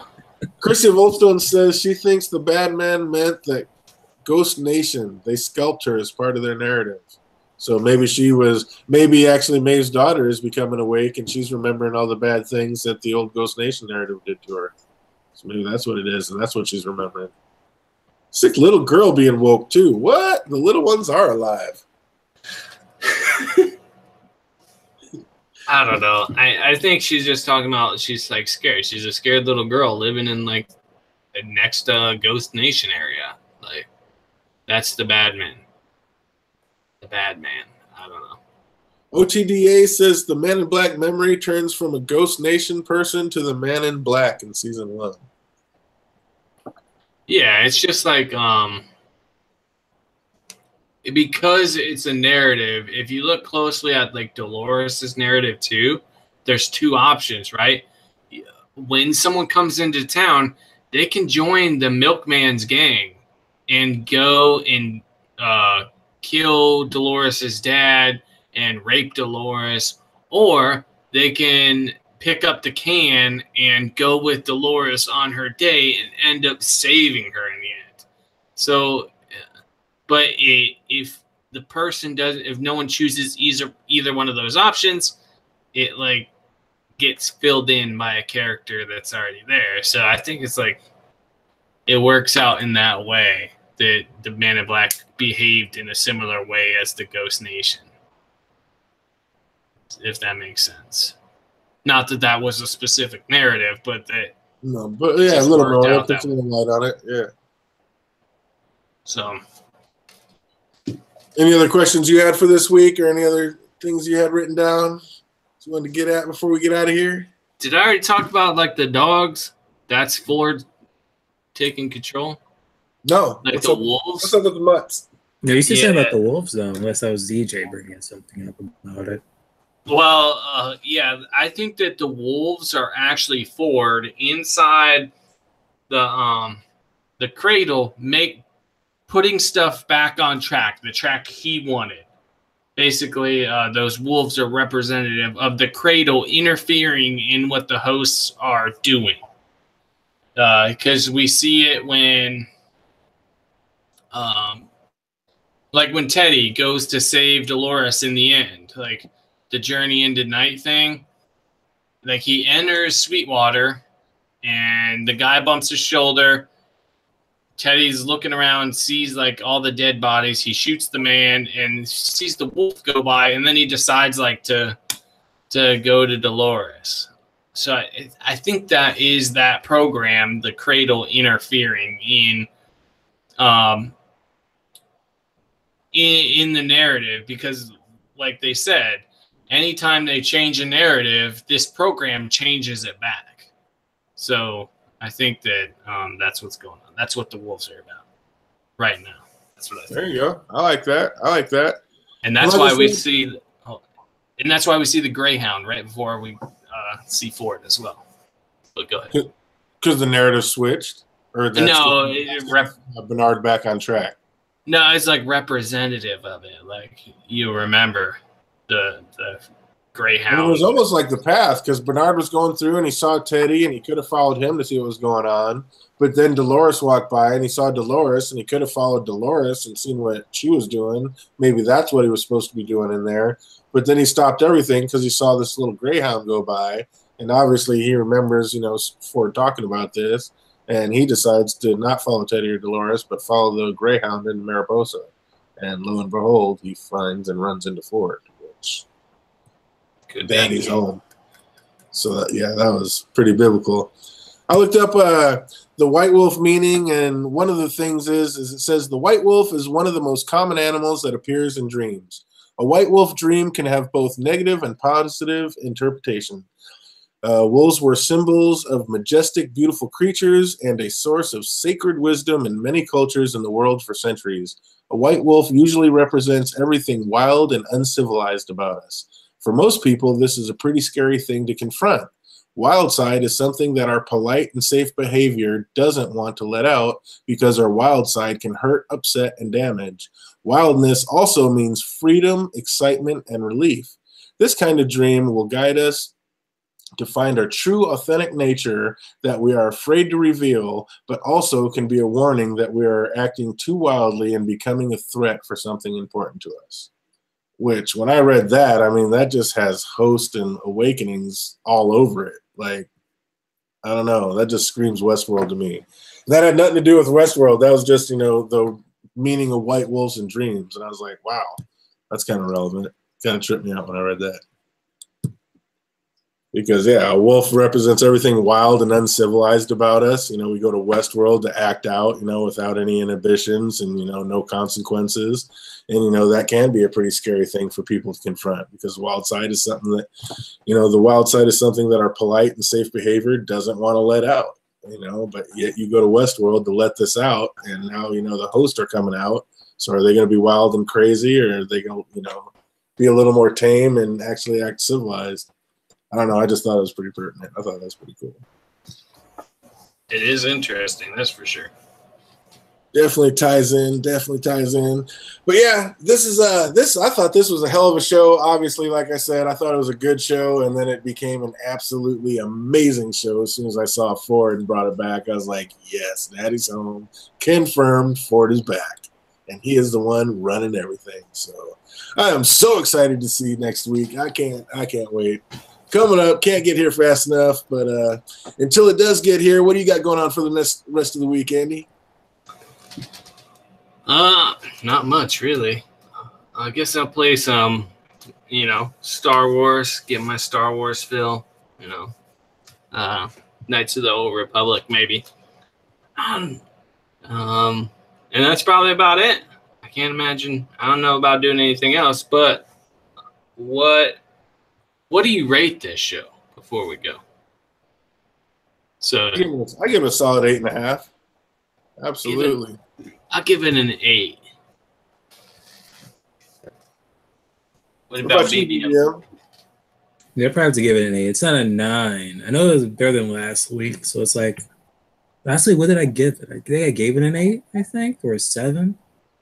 7.5, or something like that. Yeah, I gave it a 7.5, and you've been close to me every time. Yeah, so I probably have to say an 8 for this episode. It was good.